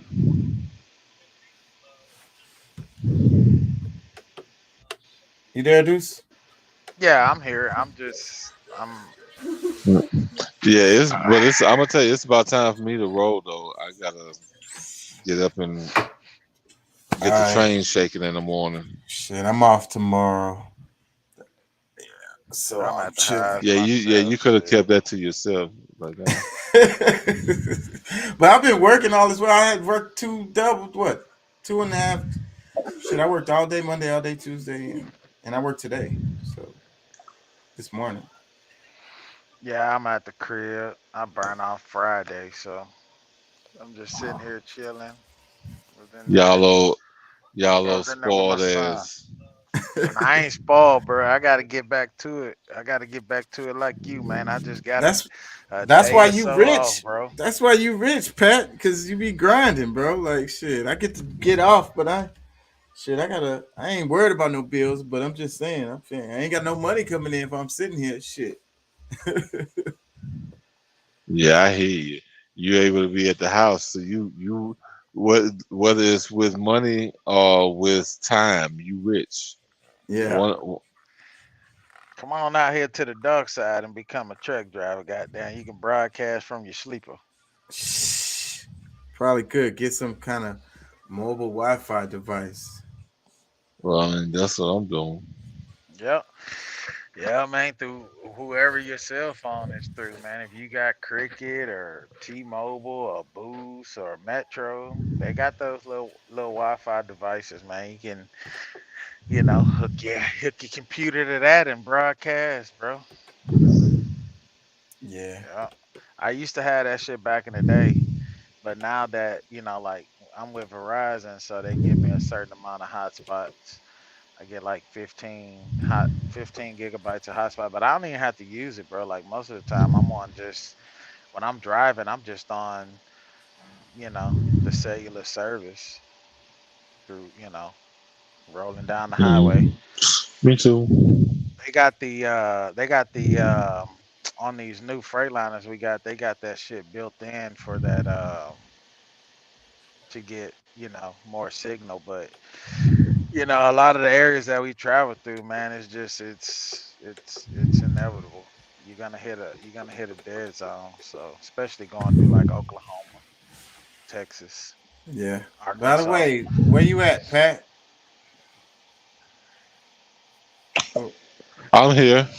No, I'm saying, where are you? Like, what's because you be Oh, random. I'm in North Carolina right now. Okay, Yeah. North Kakalaki. Yeah. Yeah. I want to say the Sunshine State, but that's not it. That's That's somewhere else. Florida, nigga. Yeah, Florida is a sunshine state. That's Florida, nigga. Oh shit. Shit, these days that's Florida, Louisiana, Shit, Texas. Texas. But he not that. He not that. Well, I don't know where he at in North Carolina, but yeah, you want to talk about like North Carolina? You want to talk about like what? Ain't that like where Myrtle Beach is, or you can go down there to what is it called? South Shore Beach, North Carolina, down there on the coast down there. You got some honeys down there. I done been down there a lot. Bunch of chemical plants down there. It's a large black population there, right? Yeah. Oh Yeah. yeah. North and South Carolina. South Carolina and North Carolina. And then you got, yeah, bro. You got some you You got got a some bunch of the lookers out there. Gullah Geechees. Yeah, you got some lookers out there and they country. They some old country ass black chicks too. Fine in a motherfucker out there. Yeah. Yes, sir. But you can They tell go the money hunting and ain't flowing out. fishing. You can kind of tell the money ain't flowing out here like it's supposed to, because like I think I told Chaka this. Well, like every time I come through here, I'm just like, it's ridiculous how the interstate is still messed up. They got them damn Jersey walls for shit about 15, 20 miles easy. Oh, you talking about the road construction? Yeah. Yeah, man, it's horrible. Yeah, that shit there. Yeah, that you talking about them blocks that them temporary like medians that they use the concrete. Temporary wall, yeah. Yeah, the Jersey wall. Yeah. I hate them damn things because sometimes they don't be in the right spot. They might be poking out. It might be dark. You hit a damn water puddle. Be done hit one of them fucking things. Yeah, they yeah. I wonder if it's because like it's hilly as fuck out that way. So, you know, depending on where you at in North Carolina, it gets pretty hilly. So I'm wondering if that's the like, especially if you going from North Carolina up towards like Virginia and shit. Shit, most likely it's the private contractors just robbing the damn government, probably. You know, just getting paid. You know, we'll get it done. We working on it. Send us some more money. The budget. We went over budget. Man, shit, it ain't too much. Sometimes it ain't just the contractors, bro. It's the all right. inspectors that come out there. Look, while I'm thinking about it, to the audience, you know, we need to get the likes up, try to get our algorithm yeah, going right, and we need some. We could use some cash. So anybody want to donate to the cause? You know, look, the Cash App is on the screen. It's on the screen. Yep. Thank you, Pat. Definitely. I'm going to exit stage left. I'm you gotta get to bed. It's almost 2:00 out there where he at. Yeah. All right, y'all. Well, peace and love, and I'll get at y'all tomorrow. Yeah, we'll be here. All right, bro. All right, man. Get some rest. Peace. Gotta get out here tomorrow myself, bro. Yeah. Let me read this right here. It says New Mexico facing a long fight after Texas utility spews sewage into the Rio Grande. Untreated wastewater traveled to southern New Mexico during a massive months-long diversion, state officials said. So they shitting on New Mexico. Texas is shitting on New Mexico, literally. I ain't no telling what happened through that. It's a bit of an article. Let me read it. It says, it will likely be a while before New Mexico officials know whether an El Paso utility will have to pay up for dumping sewage into the Rio Grande. procedural rules, and a fight over jurisdiction are drawing out the process. The New Mexico Water Quality Commission met on Tuesday to discuss future hearings regarding the $1.2 million fine and other penalties, including cleanup demands that New Mexico issued on the El Paso Water Utilities Public Service Board. That's fucked up. You got states fighting against each other, bro. Like I say, we got the abortion thing with them fighting over. They fighting over fucking. How you gonna just send some shitty water to the next state? That's so fucking foul. Put that shit in the river. Well, that shit could have leaked out from a pipeline. We don't really know. But states fight all the time, bro. You got Arizona and California fight over water all the time from the Colorado River. You know what I'm saying? Then you got Nevada and California fighting. Like California thinks that they deserve all of the water and nobody else does. You know, so they're fighting all the time. They're fighting all the time, bro. Like we don't hear about it, but like yeah, it's fighting, especially like that desert climate. I mean, you know, Northern California, you know, like the valley part of California, you know, like that's where all the produce is grown, up around Sacramento, Fresno, all up in those little areas, Salinas, all through there. They grow a lot of produce, so you know. And then California, man, I mean, it's a dry state. It's desert climate. It doesn't rain as much, and then when they get a ton of rain, we see what happens, bro. Like they have these mudslides, you know, houses sliding off the side of mountains, and just land, you know, sides of mountains giving way, you know. So yeah, they're always fighting up that way for water, bro. They're always. It shouldn't be that way. Their own destruction, though. Yeah, it shouldn't be that way. California wanting to be this whole environmentally type of, you know, I think they go a little bit overboard with the shit. But that's just my personal opinion. Well, it's bullshit when you building dams and you damming up the water and not sharing it with everybody. That's bullshit off the top. The river used to flow all the way through, and the people southern used to get the water all the time. And you say, "Fuck that, I'm gonna build a dam." Down. Them water levels are down like a motherfucker up that way, bro. If you look at pictures of the Hoover Dam and you see those white spots around the ridges of the mountains that surround the Hoover Dam, that's where the water level once was.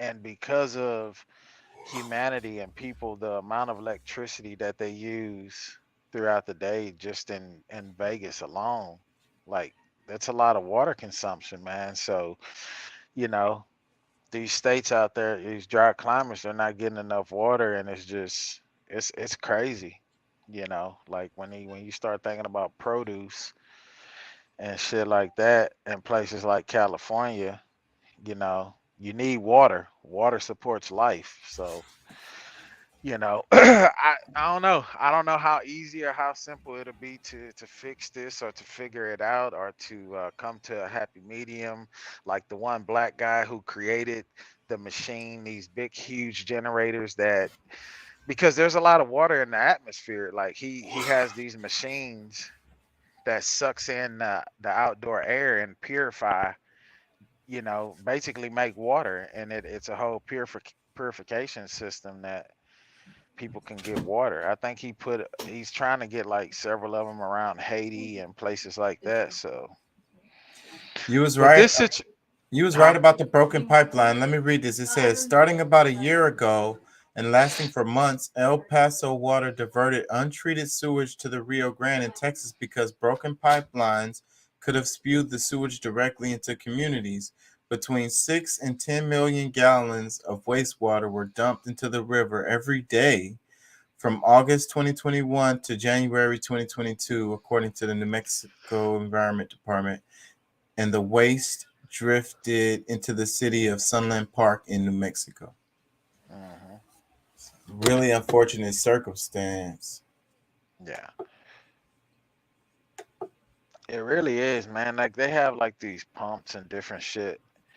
Like, I mean, I don't know how to do it. I don't know what can they do. Maybe get the pipeline fixed and start pumping that water. Cause I mean, they can do like reverse osmosis. I mean, the water that comes through your faucet is ran through like a reverse osmosis. It goes you know, everything that you flush down your toilet, that you pour down your sinks, all that shit goes to water treatment plants. So, you know, if you're not careful, if you're dumping grease and shit like that, that causes shit to clog up. That causes pipes to burst over time. You know, people not being mindful of what they're doing. Pouring just because you pour scalding hot water down your drain after you pour grease and then you pour Dawn down, that don't mean shit. That shit turns back into grease through all the pipelines that lead to the water treatment plants.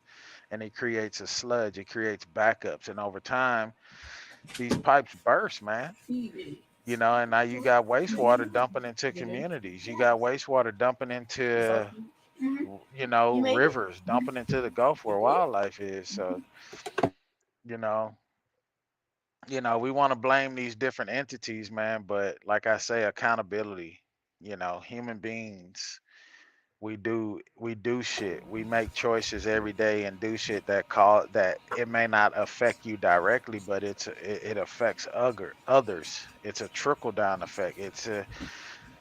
Human beings are one of the worst at buddy fucking each other, bro. Like we buddy fuck the shit out of each other. You know, just by simple shit, bro. Throwing your Walmart not Walmart, but throwing your McDonald's cup out the fucking window. That shit lands in a sewer drain somewhere or stormwater drain somewhere, and it's plugging that shit up over time. You know, it's plugging that shit up over time, and then what's the effect of that? You got all these sewer drains that are plugged up with a bunch of fucking trash, and then we get a good rainstorm, then shit flooding everywhere. And everybody crying about it. And then earlier last week, you was throwing trash all in the street. Now you crying that the water is backed up in the street. Your car all fucked up now because water all in your shit. Exactly, bro. Like a lot of this, like we blame. It's easy to point fingers, and that's why these entities, like we were like, oh, they ain't struggling, they ain't this, that, they got it. Say, man, at the end, it's easy to point fingers at them, but then if you literally sit back and reflect, you will realize that you are a direct effect of what the fuck is happening by your choices. You know, we all are. We're all guilty. Me sitting here preaching on the podcast, I'm guilty of it, nigga. I done poured fucking grease down the fucking drain before and and pour boiling hot water behind it with Dawn dish soap thing. Oh, it should be all right. No, that shit gets cold again. It gets cold again, you know. But that shit goes down the sewer pipeline. That shit travels for miles to the water treatment plant. That shit gets cold again. Yeah. So then that kind of goes back to the topic of free will. So then that means that the way things are in our world is our fault as a result of the decisions that we've made collectively. Look, bro, and I hate to sound this way because I'm a human and I love humans. I love us. You know, I don't give a fuck about your nationality, your creed, skin color, nut. But everything that's taking place today is because of humans, bro. Everything. We are our actions and our choices are the direct effect of what's happening. Even the wars, everything. We talk about it on this show, bro. Like everything. It's a choice. It's choices that we made. Whether we're empowered, we're the people, or whether we're the powers that be, or we the lowest man on the totem pole. We all have choice. I want to cover this one last thing before I go because I'm getting tired too. I wish I meant to cover this while Pat was here, but I forgot all about it. But anyways, let me play this and then I want to know what you think. Shape of whatever container God appears. What if water is God? Then that would mean God is both in us and all around us. That God is both above and below us. Why a woman's water breaks when we're born, and why some religions observe the ritual of baptism. But if water was God, then that would mean that God has no gender. That God takes the shape of whatever container God appears in, which would explain why we have so many different belief systems. Which begs the question, what is the spiritual significance of poisoning the water in Flint, Michigan? or the oil burning in the Gulf of Mexico, or the large islands of garbage floating in the Pacific Ocean. If God was water, would that not mean that every natural place is holy? That every thunderstorm was a church without walls? That when the rain falls, it's an act of God's death giving life, and when it evaporates again, it's the day of resurrection? And life itself was just a test of learning how to be and flow like water, how to give life to other people, and how to refresh their spirits and quench their thirst with your presence. What if water is God? What you think? That's a very interesting question. I believe, and I don't mean to sound cliche when I say this, but I believe God is water because God is life. And in order to support life or have life, you got to have water. Life doesn't exist without water because organisms wouldn't grow. Right? Am I right or wrong? Correct me. As far as we know, and because the thing is with physics, though, it could work other ways. It's just that's the only way we've seen life work. So it's true, except it could be not the case somewhere else in another part of the universe. As far as we're concerned, yes. Okay, so let's just go based, and that I guess that's the easy road or the high road. Let's just go based off of what we know. Then that question would be valid. That question I would say would be correct.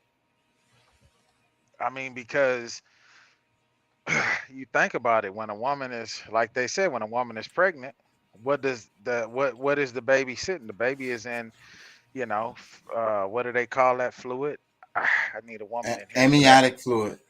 Okay, which basically is water. So if that baby is not in that, then what does that create? Wouldn't that be considered like a stillbirth? Sometimes it happens. They lose that. There's a procedure that they do to find out if a kid has autism or some other kind of things. They Down syndrome. They stick this huge ass needle in a woman's navel down into the sac, and they draw some of the, how do you say it, amniotic fluid, and they test it. Right.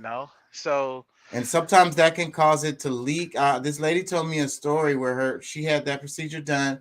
Fucking thing leaked. By the time it was time for the birth, it was like a dry birth, and it's really dangerous for the mom and the child. Stillbirth, right? No, the kid lived, but they was all fucked up. Yeah, see, my wife had to have that done with my daughter, dude, and I was extremely frightened by that. My aunt had a situation. You know her, Glenda. She had a situation with her youngest child.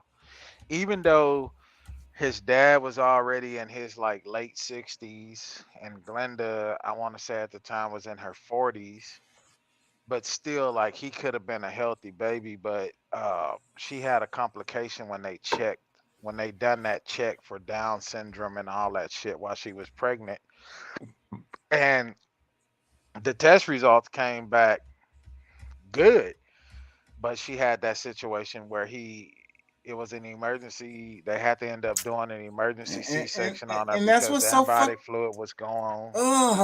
It's such a horrible procedure from the And jump now because and if the now parents he's been with Down syndrome, and he's what, 20, 21 years old? damn, so the whole thing could have caused it.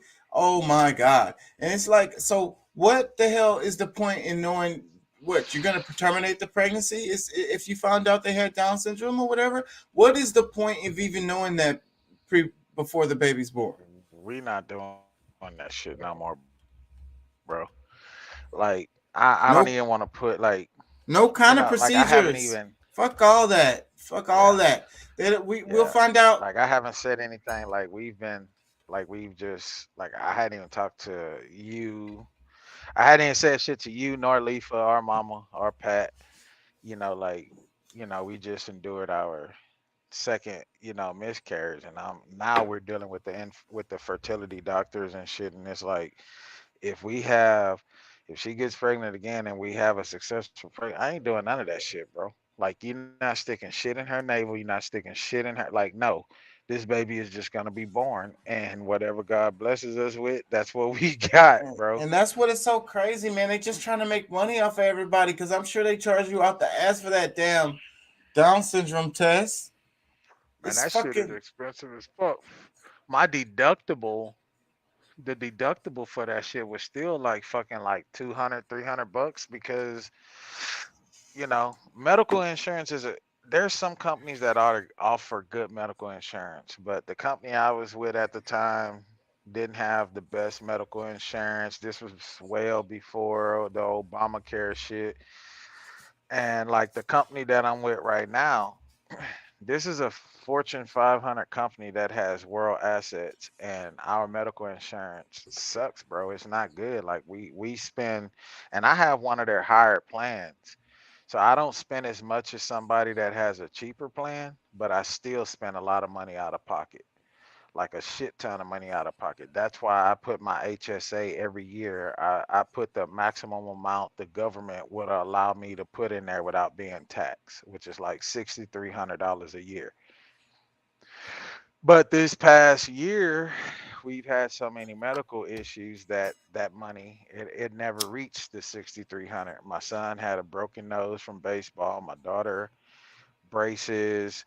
Her deal with her ankle, she broke her ankle skating. Then my wife, medical issues and stuff that she, female issues she had to go get done. So I thank God we had the money in HSA, but still, like fucking, and even with that being said, bro, like we just got bills right now. Like this whole medical system is fucked up, bro. Like I got bills right now that's totaling like $4,000 that we're paying on for fucking medical bills.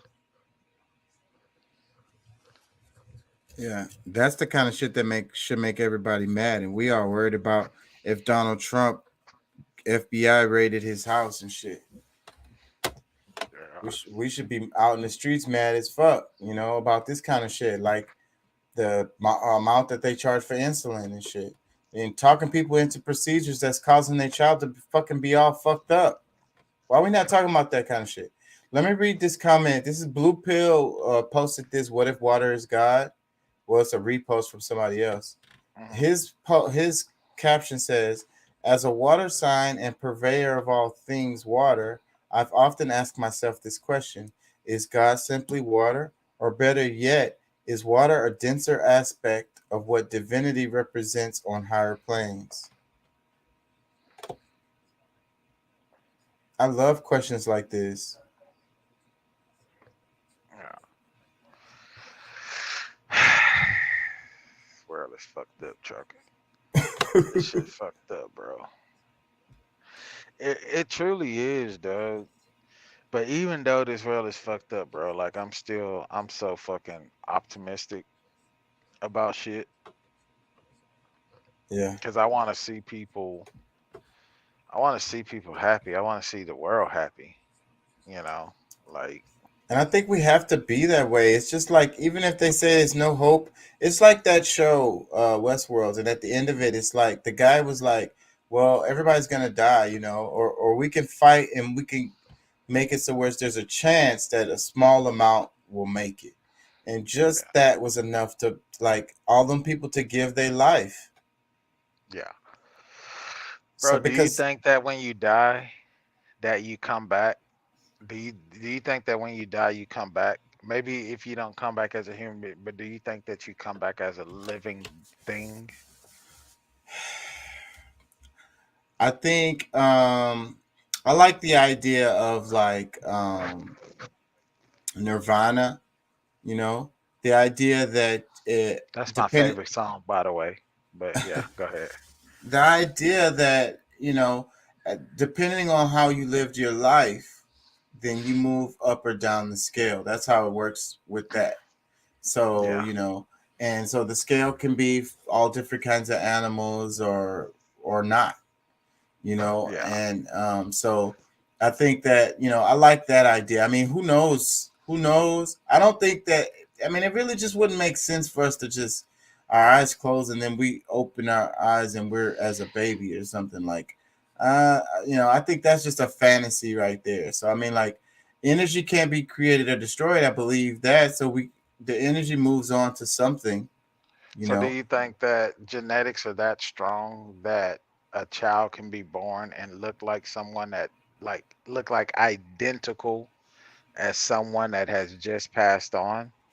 Yeah, I think it would just be the randomness of the universe that happened. I don't think that it would be anything else like us trying to make it But more what if than it this is. child carries the characteristics of this person? Like as a child, you notice like this child is just like with even their way that they talk, their wording, their actions, Well, in the religion that I'm talking about with the Nirvana stuff, they believe that, and they go around and they look for this kid that is a reincarnation of like, forget what you call them, but they're like a special person, and it doesn't matter who their parents were. They go around and they do a test to determine that they're that same person coming back after they die. So, it's but crazy. I don't Go I ahead, don't my bad. really I'm sorry, but I don't really that part kind of bothers me because I think like my scientific mind, as far as like I say, energy can't be created or destroyed. So, but it doesn't mean that we're gonna come back as another person. It could just mean that we become the dirt that the tree uses for fertilizer, man. I mean, it sounds horrible, but I mean, yeah, I can see how it sounds, but the reason I asked this shit, bro, like my daughter, my daughter looks exactly like my wife's mom, and she acts just like this woman with the way that she thinks, the way that she talks, the things that she does. It's almost like my wife's mom all over again as a 12-year-old. Even from a child up until now, like it's just one of those things. I don't know. I always think about that shit, bro. Like I think about like that I type of think stuff. I think that the ancestors are here with us. It's kind of like we talk about the future and the past being the same, like time is an infinite now. I think that all of the ancestors are still here. They're here with you. They're a part of you. They're actually literally flowing through your blood, your veins, but you're a different variation of your ancestors. You know what I'm saying? It's not exactly the same. It's not the same person. That's the way I look at it. That's my view on it. I feel like it's the ancestors are reborn in different forms, but it's not the same person. It's just that their genetics, the way they live their life, even the decisions that they made, all of that stuff led to these people that are here now. And then that means that they're a part of them in a lot of ways. Like I think that if you look at like a certain groups of people, like let's say people that were colonized, and then it's like the ones that survived when the atrocities happened and they killed off most of the people. The ones that made it, their images are still alive. Like it's gonna be like 7 different, like a certain group of people. It's 7 different looks of that person, 7 different looks of men, and 7 different looks of women. And then it's like everybody is a variation of those. But those were the 7 people that made it. Yeah. You get what I'm That was a saying? cool, yeah, that was, yeah, I get what you're saying, but that was a cool video you just showed this dude in the record shop because I don't like, bro, like when sound waves fell off the face of the earth, we had FYE, and I used to stay in there buying CDs, and I can't even tell you where any of those fucking CDs are that I bought. But like to see like a record store, like where you could go and buy CDs and vinyls, like everything now is all digital, Yeah. and it doesn't even sound right. Like you play this digital shit because it's so compressed to put on like your iPhones or on a SD drive or however they call it, that little USB drive. It doesn't even sound right like in the car audio system. Like if you got like a system with subs and amps and shit, I agree, it especially doesn't even depending sound the on same. because if you flip through different, because I'm a music person, but if you flip through different streaming services and play the same song, the quality will be different from one streaming service to the next. Yeah, because And that's just then like I'll play shit on Apple Music, right? and it doesn't sound good. Like it's music that I've downloaded, and it doesn't sound good in my car and like in my system because I got the subs and shit.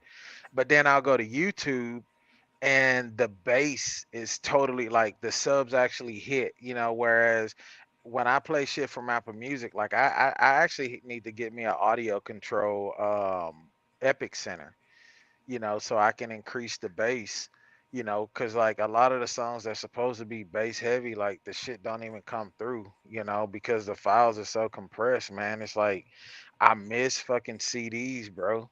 I do I too. miss And having the they're not CDs. nowhere. You can't buy them. And then they don't even have CD players. So I was going to say another issue with this is the devices, right? So like the devices are set up for the streaming and the quality, it's really because people's ear aren't the same either. Like I noticed that about people, and that's the same reason why the overall quality of music, I think, is one of the reasons why overall quality of music has gone down, is because people don't hear music in its higher quality. Like they hardly hear it in its proper form. Like they're hearing distorted, and then, but they don't care because that's good enough for them or whatever. I mean, I really don't get it myself, because I feel like, you know, if I really enjoy music, so if it's a great song, I want to hear it the way that they made it to sound. You know what I'm saying? Yeah, That's yeah. how I want to hear it. And Apple does that because Apple has like a version that you can set your downloads to, which is like the lossless files. So it gives you more of like the what they played in the well,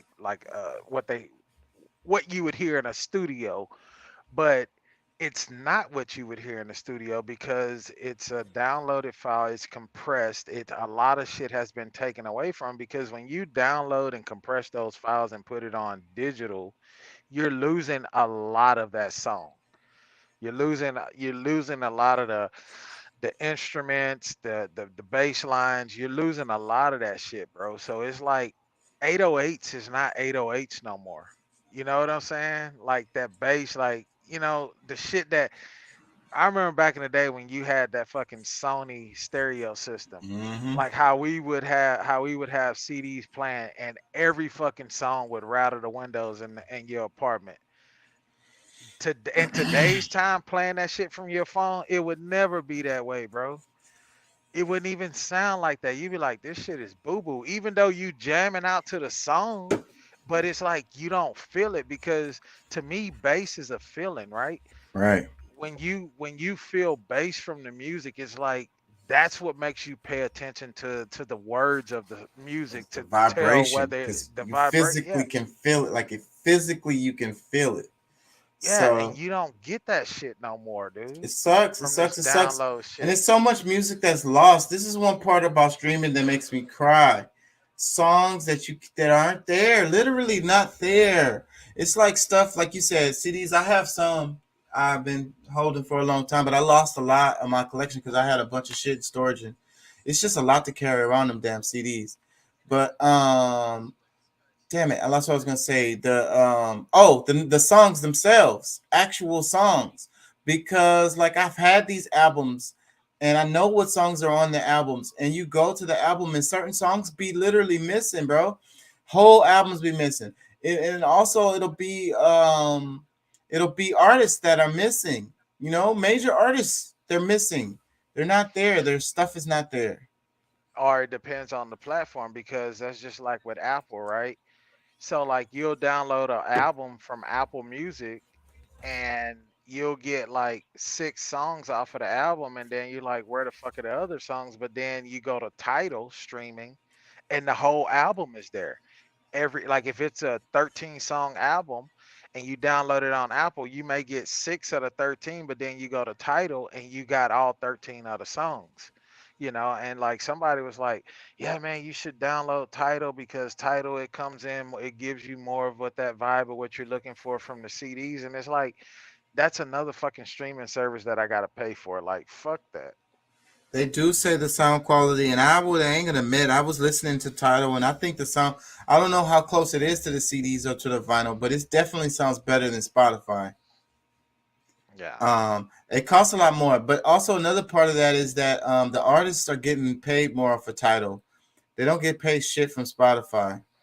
What about Apple? They don't get paid that much from Apple either. I don't know. I know that they've been complaining about Spotify forever, so I know for sure it's like change. You know, I'm on Spotify, and I got a good number of streams, and they gave me like 62 cents or some shit.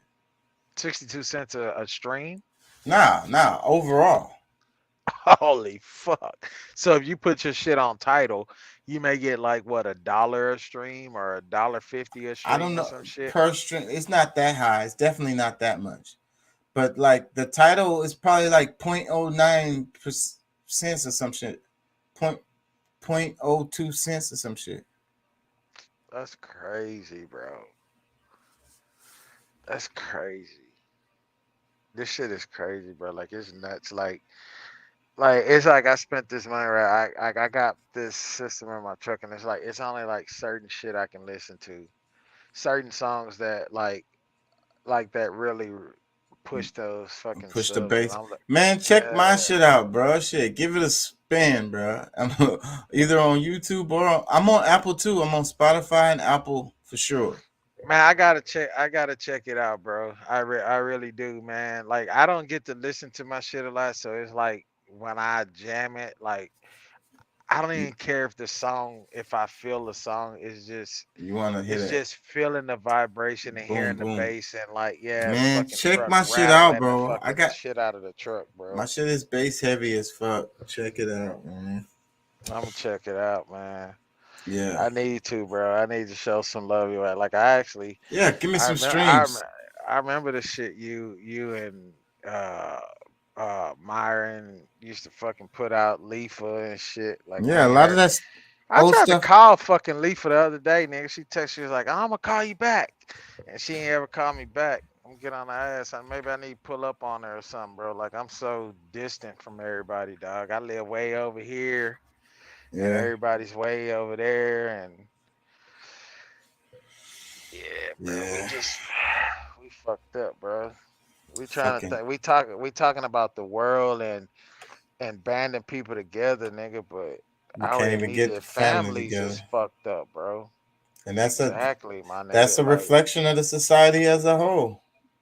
our immediate families are fucked, bro. Like just spending time with you, like I'm grown now, and it's like you and her, y'all are grown, and y'all like in this whole different realm or vibe or something. It's like I'm on and I'm on like this whole family shit. Like I don't like to go out too much, but I like to have people over and we have drinks and I barbecue and people get full and we just kind of hang out and talk shit and laugh and reminisce. I guess people ain't on that shit, bro. I guess I'm a fucking lame. I feel that way. Maybe I'm just a lame dude. Like this whole idea of family and that shit is no longer. You know, like maybe I just need to get out and fucking club hop and bounce around and look at bitches that shake their ass and do shit like that. You know, I don't know. Shit's Yeah. crazy, bro. I don't know, man. And what you talking about is the thing, man. I don't know. I've been trying to pull families together. I mean, I given up, man. But I used to be like you a lot. That's why I was like I am, because I just focus on the family, my immediate family, my kids and shit. And just, that's it. And now it's like if family call you because they're looking at it, they're hearing people like, oh yeah, Deuce a truck driver. Oh yeah, Chaka managed this restaurant and he's big shit. And it's like when they call you, it's like, man, you got a few I'm dollars. telling you. That's It's why I like, don't answer my phone. I ain't gonna say the name, but I just got a Cash App request for somebody that you know. motherfuckers on here, nigga.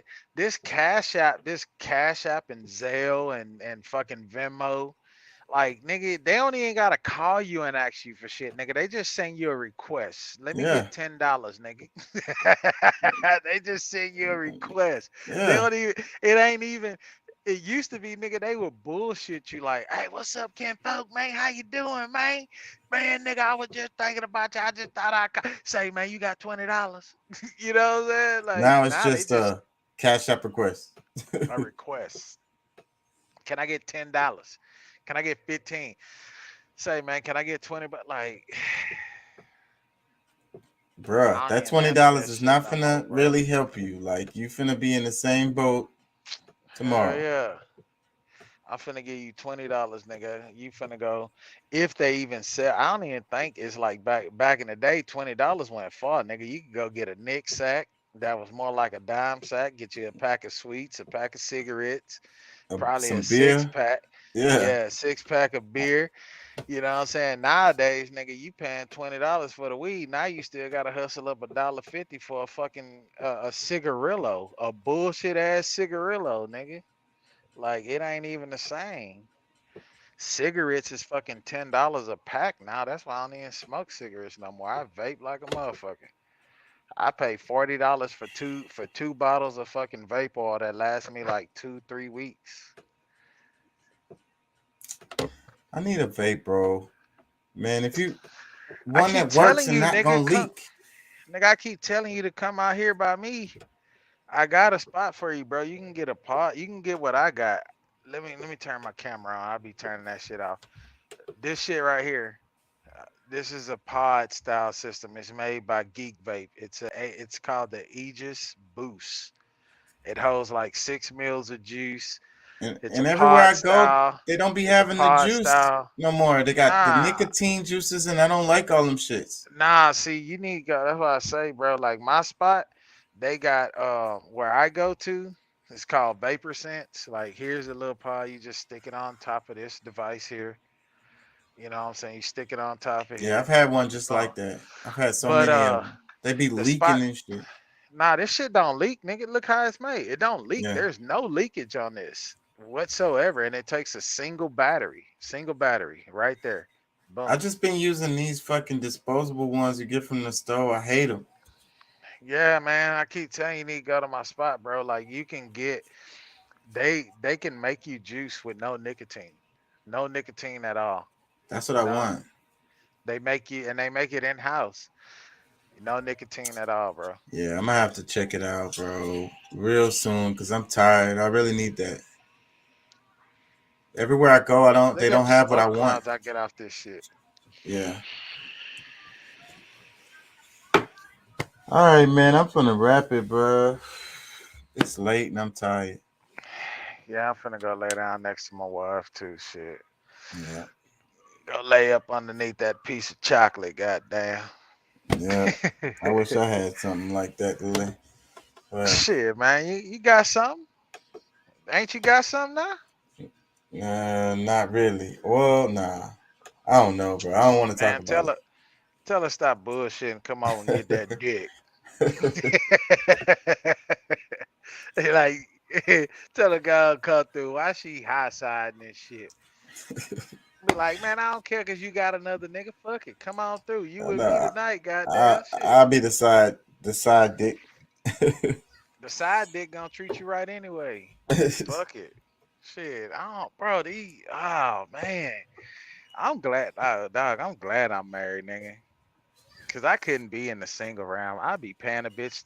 I'd be paying a bitch just to come through, just to have that vibe. Yeah. Like, but there is some good ones out there, bro. There's some females out there that just want a down nigga that keep it real, bro. There is some still out there, dog. But you know, the married life, it's a good thing. Has its ups and downs, but you know, you free. You can play the field. Go. Need to I take your ass to Bell Station somewhere and go post up in that hole and find you a little old vibe to come through the crib. Oh, you know what I'm saying? Get you a little old, flex your little old muscle a little bit. You know, few hours, smoke a blunt, chill. You know, she I burn ain't gonna out. lie. I'd rather be locked down, bro. I'd rather be in your position. I ain't gonna lie, bro. It's beautiful. I ain't gonna lie, it's beautiful, bro. We had our ups and downs, bro. Like we done been through some shit the past couple of years, but we've been going at it strong, just both realizing our fuckery within ourselves and ultimately realize that, hey, you the one for me, I'm the one for you. Like Yeah. So it is what it is. I'm We happy gotta for make you, this man. shit work. But yeah, I feel you. My Yeah. partner going through the same thing. Every time he work where I work, every time he come home, bro, he hollering at a different little deal, and it's like I asked that nigga like, dog, does that shit get old? And he was like, yeah, but it's what I got. Fuck it, nigga, get a nut. It is what it Got, is. gotta do what you gotta do sometime, bro. Shit, it's hard out here in these streets. Yeah, I feel that. All I right, feel that. man. I'm gonna wrap it. I'll be back tomorrow. Really later today, actually. All right, yeah, I'm probably man. Go gonna come take. on in the day because I'm off tomorrow. So I mean, I gotta do some running around. After I get through running around, I'm gonna come back get on the show sometime during the day. I don't know what time. Yeah. Well, shit, you text us when you live anyway, so Yeah. just say I gotta go to the eye doctor in the morning, and then I gotta grab a couple of things for work, cause I'll be leaving out Friday. So, but yeah, for the most part, man, I'll be chilling here at the crib, man. Be with my babies, man. Shit, cause they already sad, cause they know tomorrow's my last day off. So. And then school about to start and all that shit. Yeah, they go back to school on the 17th, and I'm not gonna be here for the first day, so it's just one of them things. Kind of getting tired of that shit, bro. I want to I get feel back you. to my shit, bro. Like being able to take, even though they're like my daughter's going to the 7th grade, my son's going to the 4th.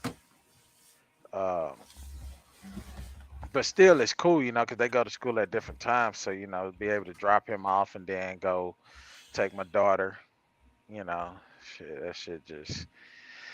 It is what it is, bro. It Quality is of what it life, is. man. Sometimes it ain't about how much you make, you know? Nah, it's not, bro. But I ain't gonna lie to you, dog. With the shit that I'm trying to clear up from having my business, debt, taxes, I, I, if I was making less than what I'm making, dude, I don't know if I'd be surviving, bro. I It's don't even tough. know if I'd be living. It's hard out here, but what I'll tell you though is what I do know for sure. It's like it's some crazy thing that happens. No matter how much money you make, you still end up in the same boat. Like it's really strange because it's like your bills just improve, you know, or more. You make more money, but you still be in the same boat. Really, like I've been in different tax brackets, and I swear it didn't Yeah, feel different. I'm gonna get a haircut, nigga. I feel I'm rough in the. Yeah, I feel you. I feel you, dude. Like I feel you, man. Like it's just we got blessed here at the apartment because we got a 3 bedroom, 2 bath. You been to my place, so Yeah. like we got blessed. Like they lost our contract, so they couldn't figure out what the hell they did with our new lease that we signed. So they ended up just giving us what we were paying before, like right around when COVID hit, and that was like 1740 some a month. So we've been paying that. So I don't know what it's gonna be in December when our lease come up. I've been working, bro, trying to get like a rent house, but I've been trying to get my shit where I can buy a house, but it's not really a buyer's market, man. The Not right interest now, hitting. not even for used cars. But everybody's rent is going up. Like everybody's is gone went up a lot this last year. Yeah, because it's people like when I was out cooking outdoors, man, I ran, when you out there grilling and shit, people just walk up, oh man, it smells good. And I was talking to a couple of folks, man, and they moved in and they got like a 2 bedroom. Like one chick, she got a 1 bedroom and she paying like 19 something a month. And I'm like, I was afraid to even mention what I'm paying with a 3, but I've been here. So people that's moving in now that's getting a 3 bedroom, 2 bath, they paying in the 2s. Yeah. So, That's you where you know. gonna be at. They're gonna put you right there. Well, Next next actually I cycle. went talked to the apartment manager, man. Like I went talked to her, and me, lover, and then I go in there. Oh, don't worry about. Hey, if it's, I'm like, look, I ain't looking to pay no 2 something. I understand y'all got to go up, but 2. And she's like, well, just come holler at me. Your lease is up such and such, and I'll see what I can do because we definitely don't want you to move around that time because that'll be a loss for us. I'm like, all right, bet. So it's kind of a blessing. My shit is up and like around the time people usually don't move because of the holidays. They gonna get you, bro. Don't think it's not. They gonna come in and do some damn upgrades in there. Nigga, they've been trying to get me to upgrade my apartment, like new cabinets, new light fixtures, and nah, I don't want that shit. I'm keeping the old shit that's been in here, and it don't look bad, nigga. We got dark coffee color cabinets and shit. I need a house. They gonna get you. You gonna be paying a mortgage next time. Nigga, I'm paying a mortgage. Yeah, you are paying a mortgage. $1748 a month.